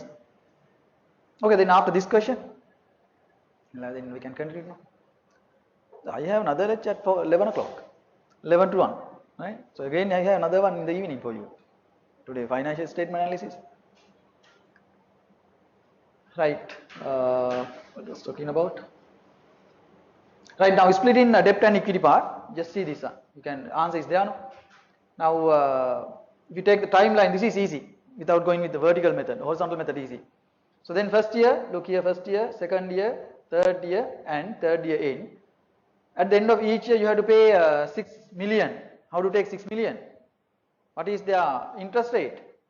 6%. 1 million into 6% means 100 million into 6% means 6 million. Correct? No? 6 million at the end of each year. 666.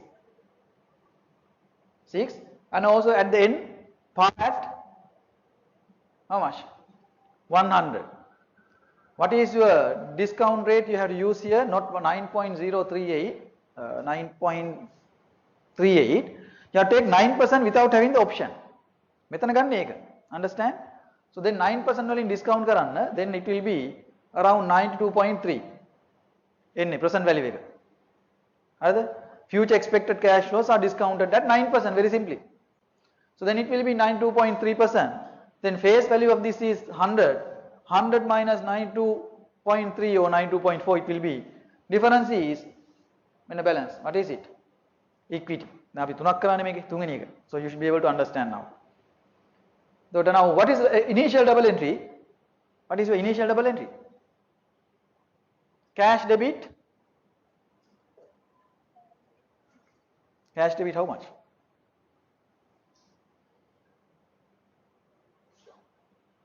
100,000. Oh, we can say 100 million. 100 million cash debit. Liability credit 92.3. 7.7 or 7.6, whatever the amount, should be credited to equity. That is initial. It's done already. Look. But the question now, what's the question? If you do so, we will have a problem. There was an issue cost of how much? 1000. That issue cost, is it for equity or is it for liability? Then ප්‍රශ්නයක් එනවනේ. Issue cost should be splitted proportionately. ඇයි දෙකටමනේ? Not only for liability or equity නේ. දෙකටම තමයි අපි issue cost එක දාන්නේ. Then that issue cost also should be apportioned proportionately. Look, the way that I have taken based on debt and equity.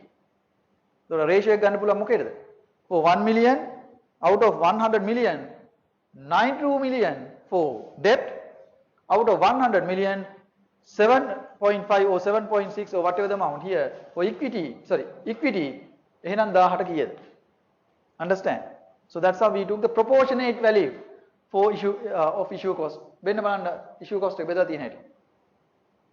924 for liability, 76 for මොකටද? අන්න for equity. So then double entry will be, look, for the issue cost. ඉස්සලා double entry එක හරි. For the issue cost, what we have to do is split into two. Equity debit 76, liability debit 924, and cash credit 1000. අර issue cost එකත් අපි දෙකට කැඩුවා. Part for equity, part for liability based on its fair value. Proportionate fair value. Proportionately තමයි බෙදුවේ. Understand? So it is already done. එකත් ප්‍රශ්නයක් නැහැ. Then you can go ahead. How to account for first 3 years? We'll look at this thing. Account is there. Liability. Beginning. Now I have updated only the liability one. Now beginning double entry බලන්න මේ 92.4 liability credit, equity credit here 7.6 වෙන්න උඩ හදන්න එතන කමන්නේ. And debit to where? Cash debit. හරිනේ? Issue cost මේ තියෙන 0.9 here debit issue cost, here equity account debit issue cost, cash credit අන්න 1000 උත් දැම්මා. හරිද? At the end of the each year what we have to do, how much you pay interest? මේ you pay interest 6 කියවන්නේ 1 million 6 million නා මේ million වලින් හදලා තියෙන ගාන 6 million. Then cash credit here debit 6. What is your finance cost? අන්න finance cost එක දැන් කීයටද ගන්නෙ? It is at 9.38. ඇයි දැන් issue cost එක දාලා තියෙන්නේ මේක ඇතුළට? එහෙනම් ගන්න ඕනේ 9.38% වලින්. ඒතකොට කීයද එන්නේ? 92.4 into 9.38. එතකොට එන්නේ around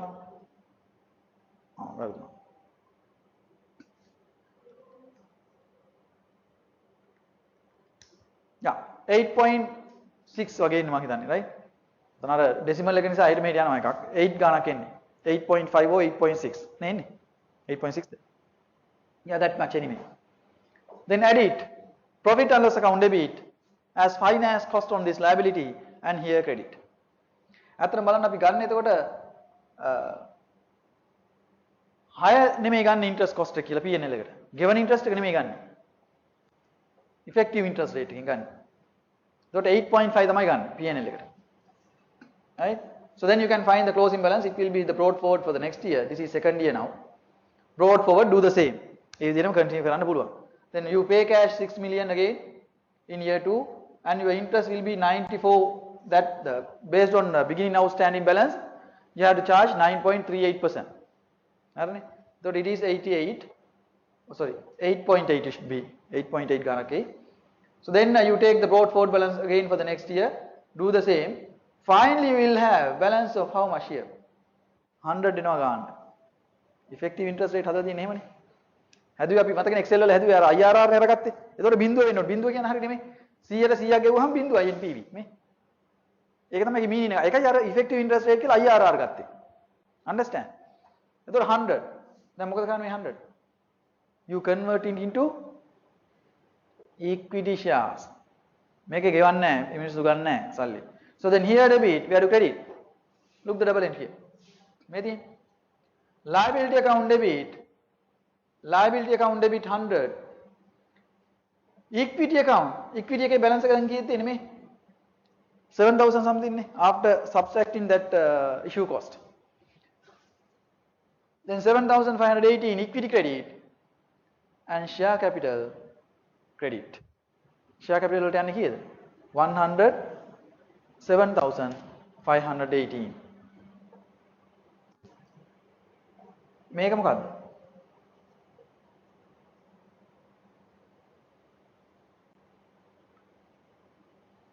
What is that? That's the way of accounting in other countries, right? Because if you look this is from actually, I think this is from ACCA question, right? If you look the answer, it is not my answer, something else. So that's why I took it. Then you can compare. Because in our country we don't recognize something called share premium. So therefore in our practice we don't account like that. Now ඔගොල්ලෝ කොහේ හරි internet එකේ හරි කොහේ හරි මේක දැක්කොත් තියෙන වෙන උත්තරයක්. So then you have to understand why it is so. In our country we have to write double entry like this. This is we call other components of equity. Other component of equity. ඒක වෙනම තියන්න. Understand? Hope that is enough. There are areas to be discussed. Next area. What do you think? Do we need to discuss hedging and others? Or we can go one more hour now. Okay, now let's have 5 minutes break and come quickly.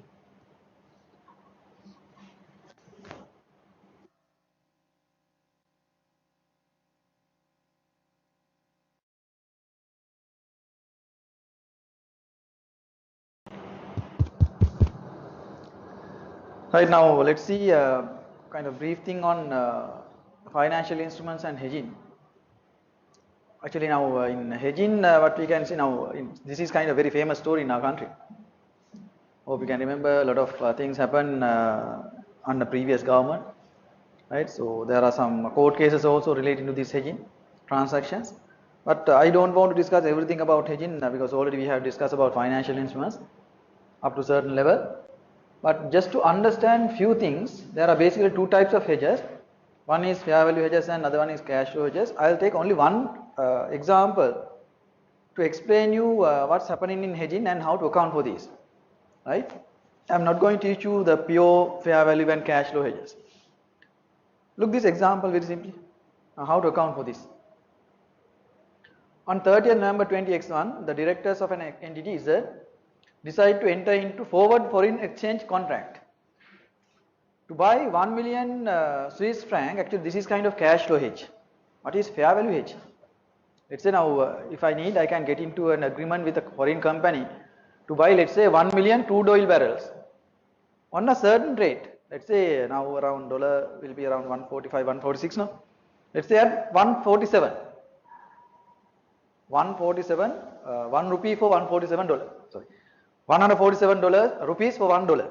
That exchange rate. Right? So let's assume now I am going to get into an agreement to buy 1 million crude oil barrels from, let's say, USA on January 1st of the next year at the rate of 1:147. It means $1 will be equal to 147 rupees. What's the benefit I have? If currencies further increase, let's say if it goes to 149, I'll get kind of advantage. Why? Already I have hedge. We call it fair value hedge. For the crude oil, how much? At the rate of 147. But if the rate comes down, I'll have big loss. So that's kind of hedge we can do. It's kind of fair value hedge. Another one, cash flow hedge. Look here, what we do. I'm going to buy 1 million Swiss francs on, now we are on this day, look here, on 30th November 20x1, but the date will be 31st March 20x2. I'm going to buy currencies. It's kind of hedging again, right? We call it cash flow hedge.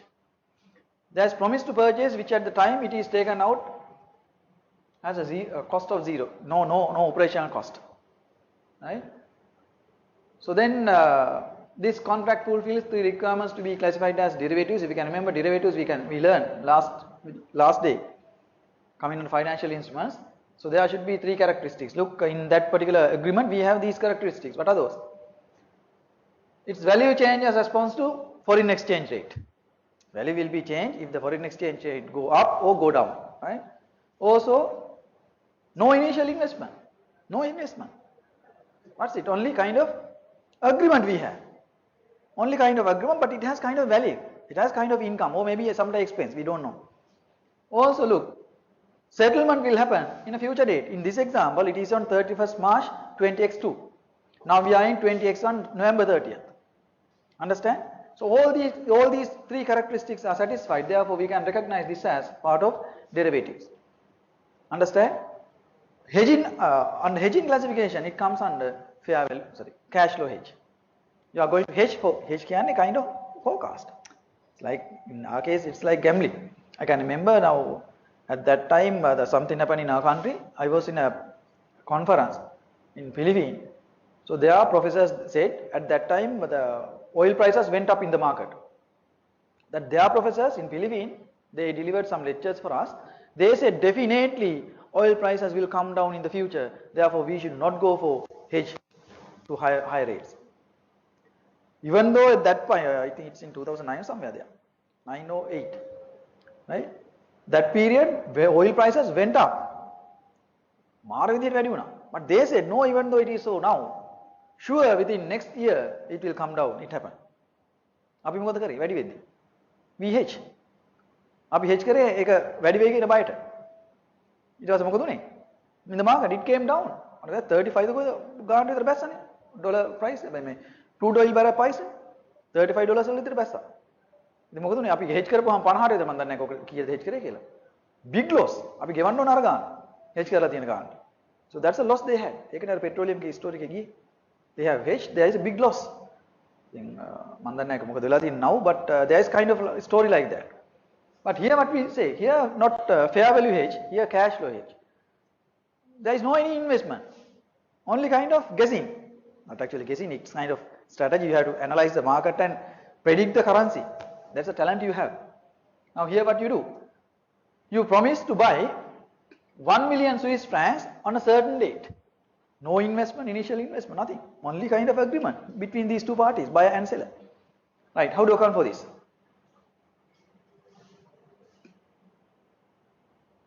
Look, what it says, 39 says, derivatives are recorded at fair value. Now, I am going to teach you a little on this, how to account for derivatives in financial statements.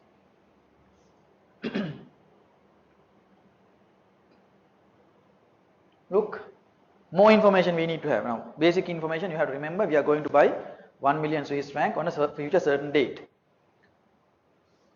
Let's assume now my year end is 31st December of each year. Now I am going to hedge this on, according to the facts, if you can remember, November 30th. My year end will be December 31st. Settlement date will be next year March 30th, the 31st. Now look, the balance sheet date 31st December, the exchange rate specified in the forward contract is, when you get into the contract on November 30th, the rate is 0.23 for 1 rupees. It means Swiss franc 0.23 for 1 rupees. Right? These are not actual currency value. These are hypothetical values, remember. Therefore, by March 31st, according to the agreement signed on when? 30th November. Year end is 31st December.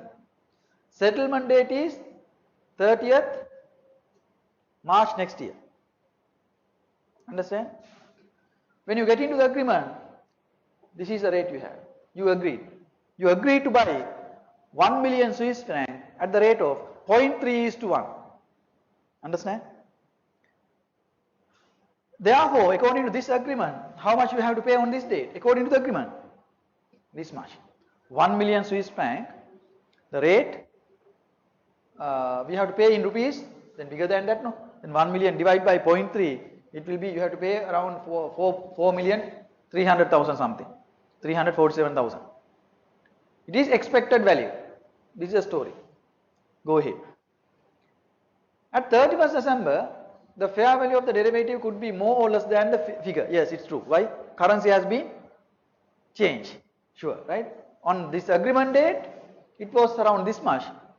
But sure, by 31st December, there may be a small deviation. Then instead we'll have to record loss on the derivative. But if it is more, there will be a gain. Yes, it's true. If the currency rate is appreciated, what happens? There will be a gain. If it is depreciated, there will be a loss. Right? Let's see now. We'll examine both possibilities. That will be again. Now we are at the end of the year, 31st December. What is our currency rate now? 0.24 is to 1.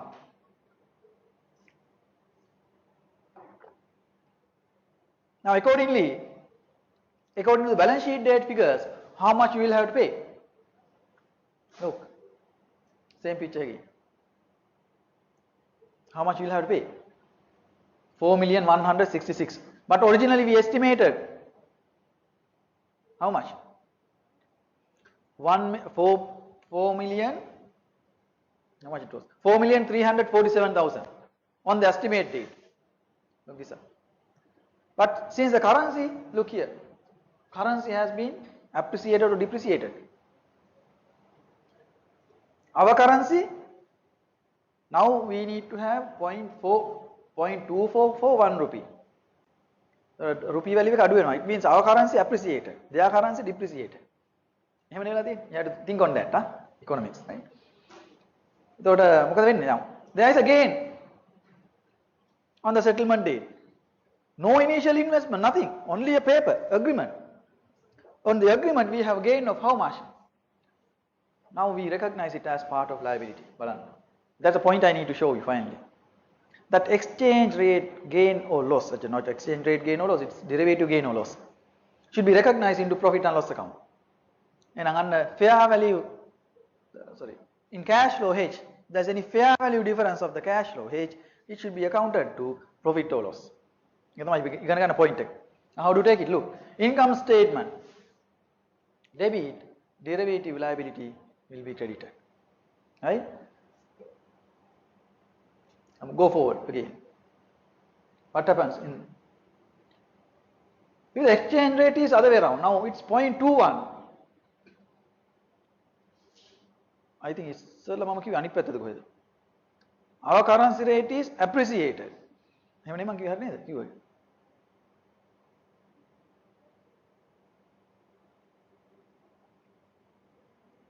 No, other way around, right? Right? Other way around. In the previous story, what has happened now? 0.024. Again, our currency has depreciated. ඉස්සෙල්ලා ගෙවන්න ඕනේ 0.23 දැන් අපි 0.24 ගෙවන්න ඕනේ Swiss Frank එකක් ගන්න. හරිනේ? එතකොට ඒක අනිත් පැත්ත වෙලා තියෙනවා. කිව්වේ අනිත් පැත්ත. That's why we got a loss. Yeah, look. හරිද මේ?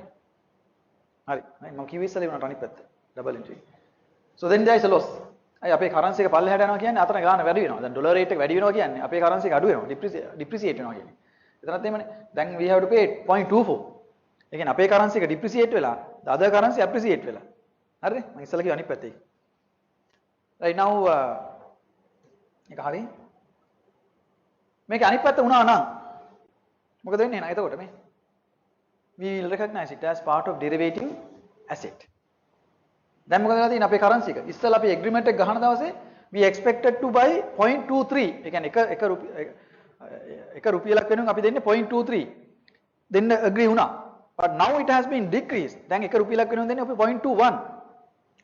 එතකොට මොකක්ද වෙලා තියෙන්නේ නා other way around.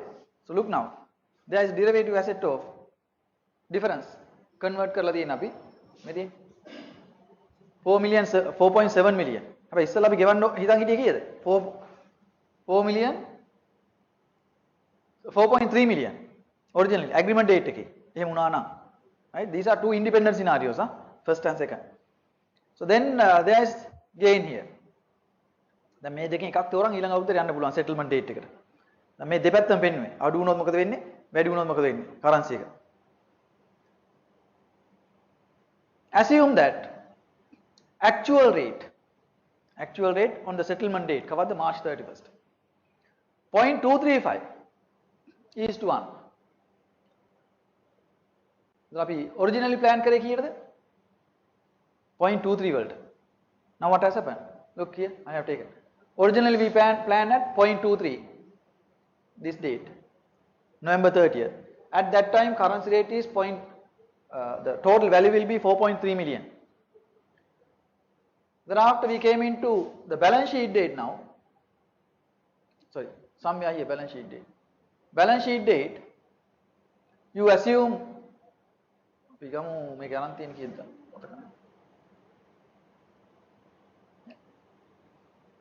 balance sheet date we had rate of 0.210.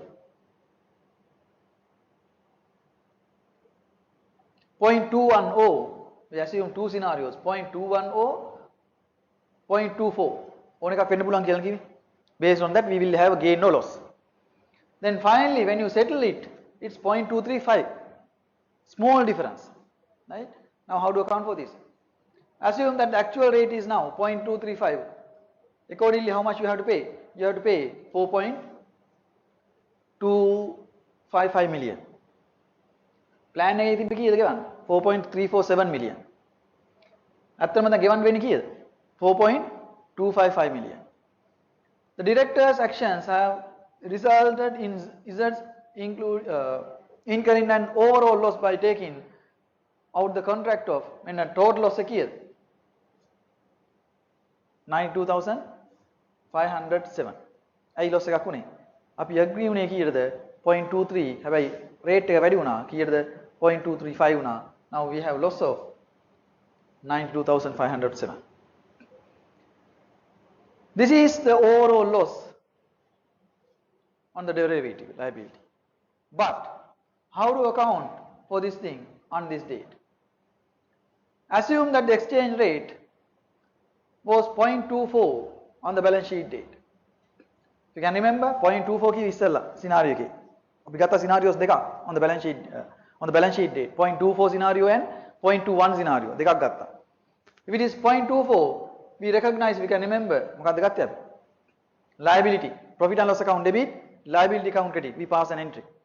දැන් අතන total overall loss එක කීයද? Overall loss should be 92,507. එහෙනම් අපි වැඩිපුර loss එක recognize කරලා තිබ්බ කීයක්ද? This much, 88,638. It should be reversed to profit and loss account. අයි වැඩිපුර recognize කරලා තිබ්බ loss එක. අපි settlement date එකේ තමයි it's like over provision under provision. යාර අපි ඉස්සෙල්ලා කරේ ඒකමයි. So then that one should be reversed to profit and loss account.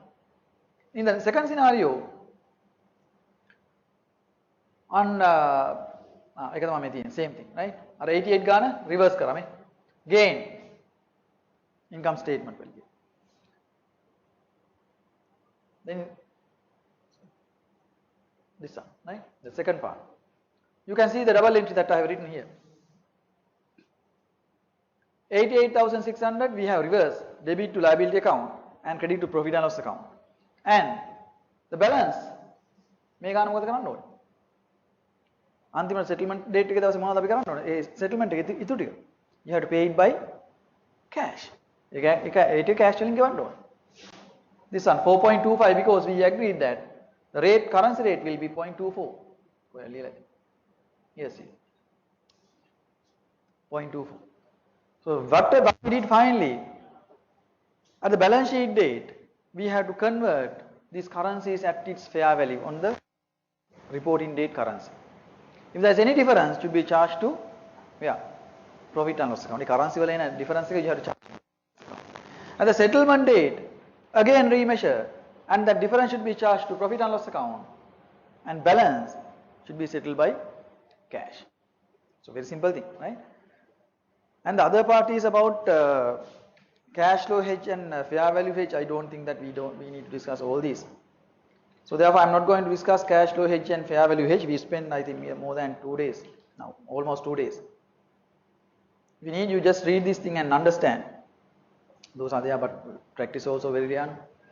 So therefore, no point of doing all these. We will do some revision questions relating to this one within last 2 weeks again. Right? Then you have to read it at least 2-3 times and try to understand it. I need to start little on IFRICs today. So that's why I wanted to have at least 20-15 minutes. So then next week we can start IFRIC number 1. right? So any clarification you need from this? Financial instruments little complicated. You have to read it twice, at least 3-4 times, then you can understand little. You look at the other part of this.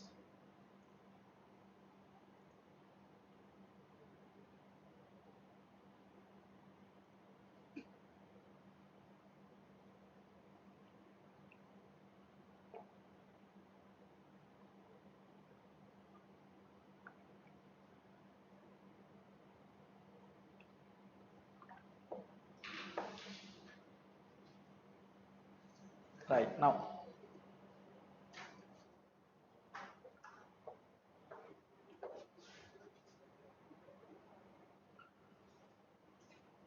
Right, this is kind of technical stuff, right? So then, Anitya is technical, tamai. But financial instruments now, we are going to learn something about IFRICs, International Financial Reporting Interpretation Committee Guidance. So hope you have learned already what is IAS and IFRSs, and we have discussed few IASs and IFRSs. This semester we need to discuss leasing. No, we didn't discuss. No. So then remind me, yeah, because it is not in the syllabus. I have not included in the syllabus. It is important, so therefore we will discuss it. At least in your personal financing, which leasing company should be selected. It's also important. Different offers are there. At least when you are going to finance your own asset, they give package. No? How do you evaluate it? Like I told you previously, different rates they say with different finance cost. Look the way that we took finance cost today. They say it's only 14.5%. When it comes to your hand, it is not that. You have some other cost. You have to incorporate everything and find what is most profitable one in your hand. So it is your cost of capital, not the company's cost of. That's what they say. Actually 14% 5 or the whatever the percentage offered by the leasing company is their own rate, their cost of capital plus the margin. It is not your cost of capital. Then you have to also look what is your cost of capital relating to this agreement. You have to incur some other cost. No? They say, okay, now we will charge 14.5 as interest plus some others, documentation charges, then some different cash flows here and there. They change the timing of the cash flows. Then you have time value of money. So you have to consider those. Right, anyway, now we will come back to this kind of different area again. We will learn at least 5-6 IFRICs in our syllabus, which are important in practice. So actually now we need to understand in leasing there is one IFRIC called IFRIC number 4. There actually we need to learn there are some agreements where we can't see whether there is particular lease agreement or not. Complex agreements. Let's say if there are some group companies, what we do sometimes I buy an asset as a parent. What I do under lease terms, and I am going for giving it for another subsidiary to use it, and I charge kind of rental from that particular the company. Sometimes maintenance are done by me. Usually in leasing, maintenance are done by the lessee. In this lease, I took it under finance lease, given to subsidiary to use it. Then maintenance is done by me, but I charge something from subsidiary. What is it? It's a lease in between these two parties. Not sure whether we can't say whether it is lease or something else. So therefore, there is IFRIC called IFRIC number 4, as I remember number. Number 4, whether agreement contain a lease. That means if any lease agreement is there, sometimes there is no hard and fast rule to see whether it is lease or not. Then they will explain it. Here we will take the first IFRIC, probably we can discuss next week. So I need to start it with the IFRIC number 1. That's why I need to give kind of brief introduction. I need to have only 15 minutes for this. So then we can complete this and fresh thing we can start next week with IFRIC number 1. So here actually IFRS is what they try to do. They need to give kind of guidance for grey areas or unclear areas in IFRSs and IASs. Right? Very simple example, if you can remember. In very simple, like let's say now in your stories you say what is called electricity meters and all. Let's say if you are going to construct a transformer, I told you once I think this story. you are going to construct a transformer close to your, what is called, you told the story, transformer story, you are the one. Yes, right. Transformer, and what was the story? You spend money. You spend money to get electricity for the, to your university. To the university, no? University. Okay, the institute. Yes, not university, right? To your institute, and you paid money, but the transformer belongs to the electricity board. Then in your hand, is it an expense or asset? You can't recognize it as an expense. Sorry, you can't recognize it as an asset. It's an expense. But to the electricity board, what happens? Can they recognize as an asset? But usually what happens, when we buy an asset, we pay cash and get an asset. If the electricity board side, if you look at, what it happens to them? They get cash and they get an asset. It's unusual, no? Usually what happens? We give cash and get an asset. In their hand what happens? They get cash and get an asset. Both inflows. Those are unusual things. Then how to account for those kind of special scenarios? No instructions, no. There is IFRIC for this. Right? So those are the areas, look, those are not in standards. If I take another one, like when you buy goods from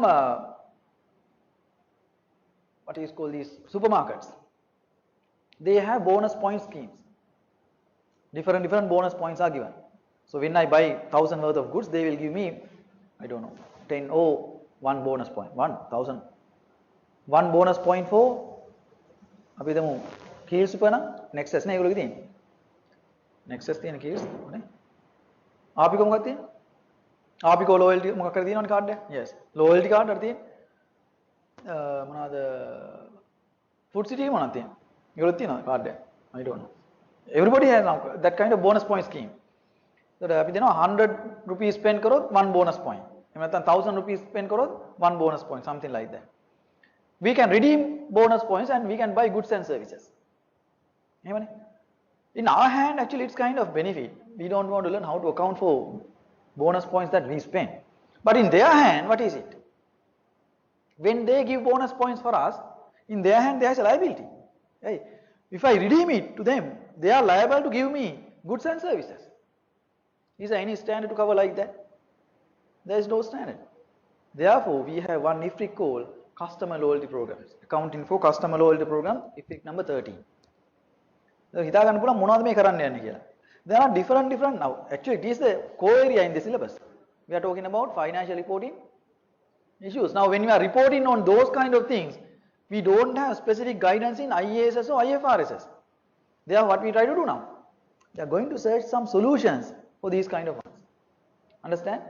If I take another example like this, let's say there are some companies, they pay dividends not by cash. Instead of cash, they give goods and services. Let's say a simple example, if I am running a retail network, when I pay dividends to my shareholders, what I can say, I don't have cash to pay dividends this time. I'll give you a gift voucher. Let's say dividend. Now you have 1,000 shares, I'm going to give you 5,000 dividends, 5 rupee per share. Then 5 rupee dividends per one share, then it will be 1,000. If you have 1,000 shares, you can have 5,000 gift voucher. Then what you can do? I'll give you a gift voucher to buy services from my retail outlet. In your hand anyway, it doesn't matter. Why? You have the value. No? I'll pay you dividends 5,000. Instead of that, I'll give you a gift voucher. Then you buy goods and services from my retail outlet. In my hand, I have benefit. Why? What is it? If you buy goods and services again from me, my real dividend is not 5,000. What's it? Less than that. Why? There is a profit margin when you buy goods and services from my entity. Understand? Sometimes for the gift voucher, I can give you a discount also. You buy goods and services for the gift voucher, company will give you a discount. Anyway, all these are non-cash distribution to owners. No specific standard to discuss on this. Therefore, there is IFRIC here, 17 as I remember. Accounting for non-cash distributions to owners. Can dividend give cash නෙමෙයි වෙනේ වගේ. ඒතකොට කොහොමද වැඩ කරන්නේ? Those are there. Then those are some examples that we are going to discuss within next couple of weeks. So then we will learn how to account for these kind of special scenarios. Instructions are given by International Financial Reporting Interpretation Committee guidance. Understand? Actually, this is kind of committee which is coming under IASB. මේක තියෙනවා කියව ගන්න පුළුවන් ඔයගොල්ලෝට. ඒ නිසා මම ඔක්කොම explain කරන්න ඕනි. right? මේක committee එක ගැන ආරමේ තියෙන්නේ. But remember IFRIC is part of what is called IFRSs. IFRS වල part එකක්. IFRICs, right? So there are some other classification and clarifications. You read it later. Look here.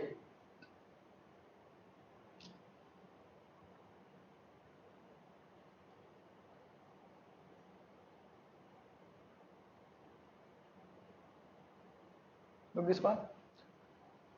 Once the IASB has given the approval for this IFRIC, it will become part of IFRS.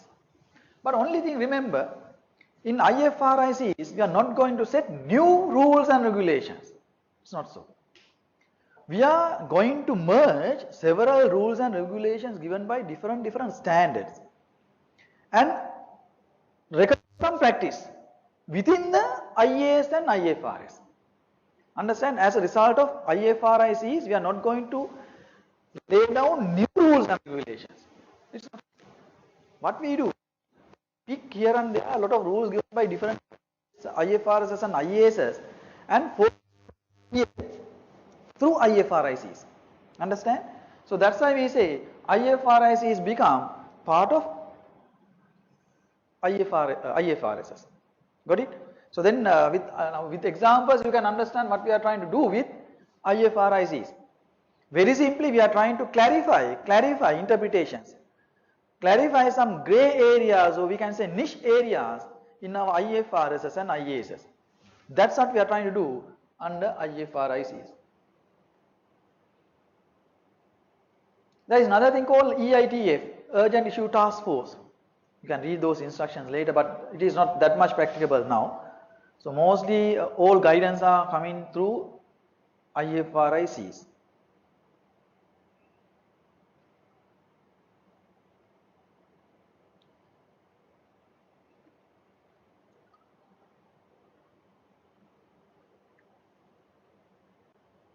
Look this point. I told this. IFRS is not charged with creating rules. Actually, what they do, they explain the stories behind niche areas or unclear areas in IFRS and IASs. Understood? To take one IFRIC, actually, now we will learn probably next week. IFRIC number 1. It is about decommissioning charges or demolition charges. Part of that already I have discussed with IA 16, if you can remember.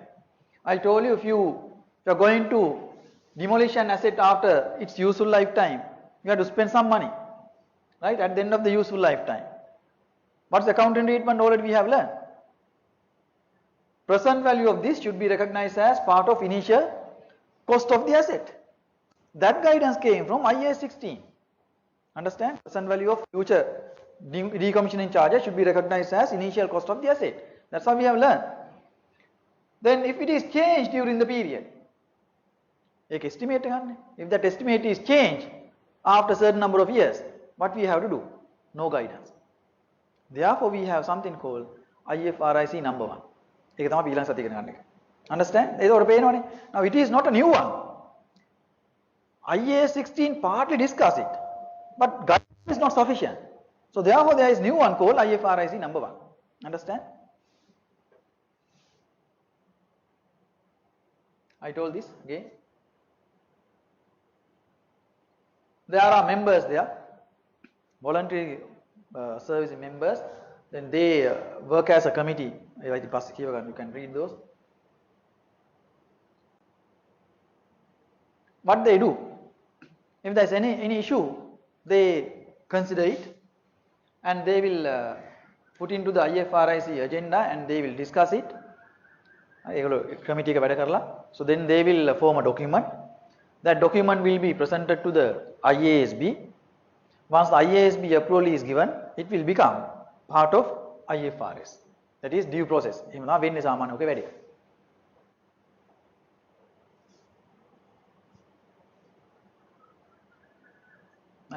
story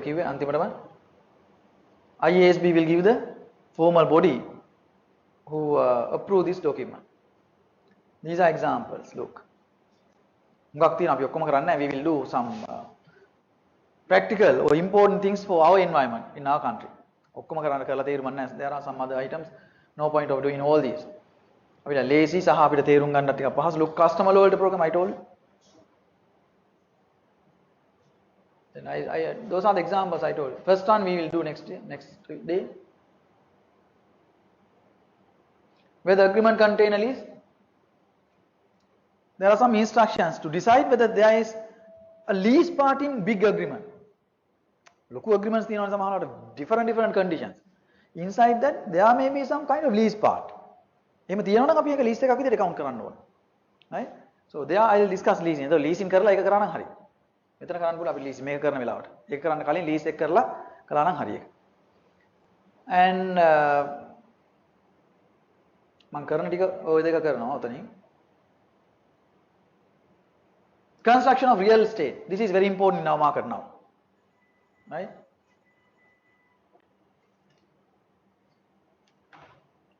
So therefore, you can discuss this thing. Probably sometime, let's say, you can see some advertisement appearing on the television. But they say, ඔබගේ ඊඩමේ මොනවද? දෙනනේ. ඉඩමක් තියෙනවා නම් අපි ගේ හදලා දෙනවා කියන කතාව. ඔබගේ ඉඩමක් තියෙනවා නම් අපි ගෙයක් හදලා දෙනවා කියලා. That kind of advertisement is ගියාන. මොකද? What is it? Is it sale of good or rental service? If I have my own land, as constructor, what they can do? You come and construct a house for me. Let's say if I am doing a construction business, and if you have a land, what I can do? On your land, I will construct a house for you based on your design or based on my design. Materials will be sometimes provided by you or sometimes it will be provided by me. Sometimes I will propose what is called the design, but you can do modification. In my hand, is it sale of goods or providing a service? Complicated. Not clear. Some maintenance are done by me or sometimes by your side or separate company. Oh, sometimes it's my land, my materials, my design. You have to pay installment price for the building. The apartments are the name. So then we will discuss those are, we don't have any specific standard on those. So therefore we have to guide on this. Distribution of non-cash to owners. I told it.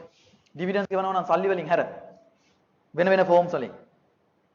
If I let's say if I am running a car manufacturing company, instead of dividends what I can do?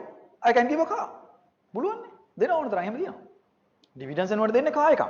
ඒකේ dividends value එකට. car එකක් හරි එහෙම නැත්නම් ඒ car එකේ value එකට තව මොනවා හරි මගේ තියෙනවනේ තව මොනවා හරි පොඩි vehicles ඒවා දෙනවා. පුළුවන් නේද? කිසි ප්‍රශ්නයක් නැහැ. So then how to account for that kind of one? Look the other one, transfer of asset from customers. And ඒක තමයි මම කිව්වේ ඉස්සෙල්ලා electricity board එකේ story එක. Transfer of asset from customers. The customer can transfer an asset to company එකට. That kind of one. ඔය ටික තමයි මම හිතන් ඉන්නේ කරන්නේ. 1 2 3 මම මතක හිටියේ පහක් මම කරනවා. 4 5 6. We'll do 6. දවස් දෙකක් කරන්න පුළුවන්. Scope is not that much big. Scope is small. පොඩි incident එකක් නෙතියෙන්නේ. We දැන් අරගෙන කොහොමද ඒ වගේ asset එකට accounts කරන only sometime 2 3 double entries. Only few small area. Then customer loyalty program also not big ones. ඒ කියන්නේ අපිට දෙකක් කරන්න පුළුවන් within next 3 days. Probably I will complete this part. එතකොට ඒකත් ඉවරයි.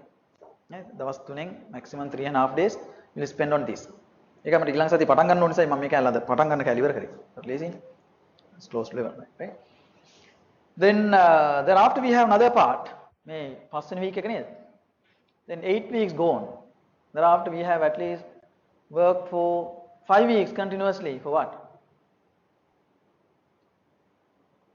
Group financial statements, group accounts. There are main 3 aspects in this syllabus. Assignments already given, na?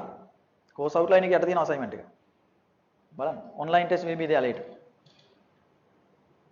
There are main 3 parts. One, IFRIC part. Already we have completed. No, sorry, we are going to start. Other part, employee benefits, IFRS 2, financial instruments, and some qualitative aspects. අපි ඒතර පොඩි අලුතෙන් ආපු IFRS දෙක තුනක් කරා. කරනවා තව ඉපියක් ඉස්සරහට. ඒකට consolidation වලට දාලා IFRS නම නම් කොම්ප්ලීට් අලුතෙන් කරමු. IFRS අලුතෙන් ආපු ටික කතා කරනවා. IAS අලුතෙන් එන්නේ නැහැ නේ. I told you, right? Last IAS came in 2001 නේ. ඊට පස්සේ IAS නැහැ, right? So IFRS ටික අලුතෙන් ආපු ටික ලංකාවට ආපු ටික කතා කරනවා. And there are some qualitative aspects to be done, like creative accounting, human resource accounting. I think I did. ඒ වගේ පොඩි qualitative aspects in accounting. Then we will do integrated reporting, forensic accounting, creative accounting, social responsibility accounting, fair value, qualitative aspect. ඒකටත් අපි සති 3ක් විතර තියාගන්න පුළුවන්. Those are the main areas. එතකොට areas කිහිපයක් cover කරනවා මේක ඇතුලේ. ඔක්කොම අපිට කරන්න but we will do at least basics of group accounts, IFRICs, new IFRS, IAS and qualitative concepts in accounting. ඔය පැති තමයි අපි කතා කරන්නේ මේ syllabus එකේ, right? Then next week I start with IFRIC number 1 and I can do another one. දෙකක් කරන්න පුළුවන් අපිට, right? We'll see.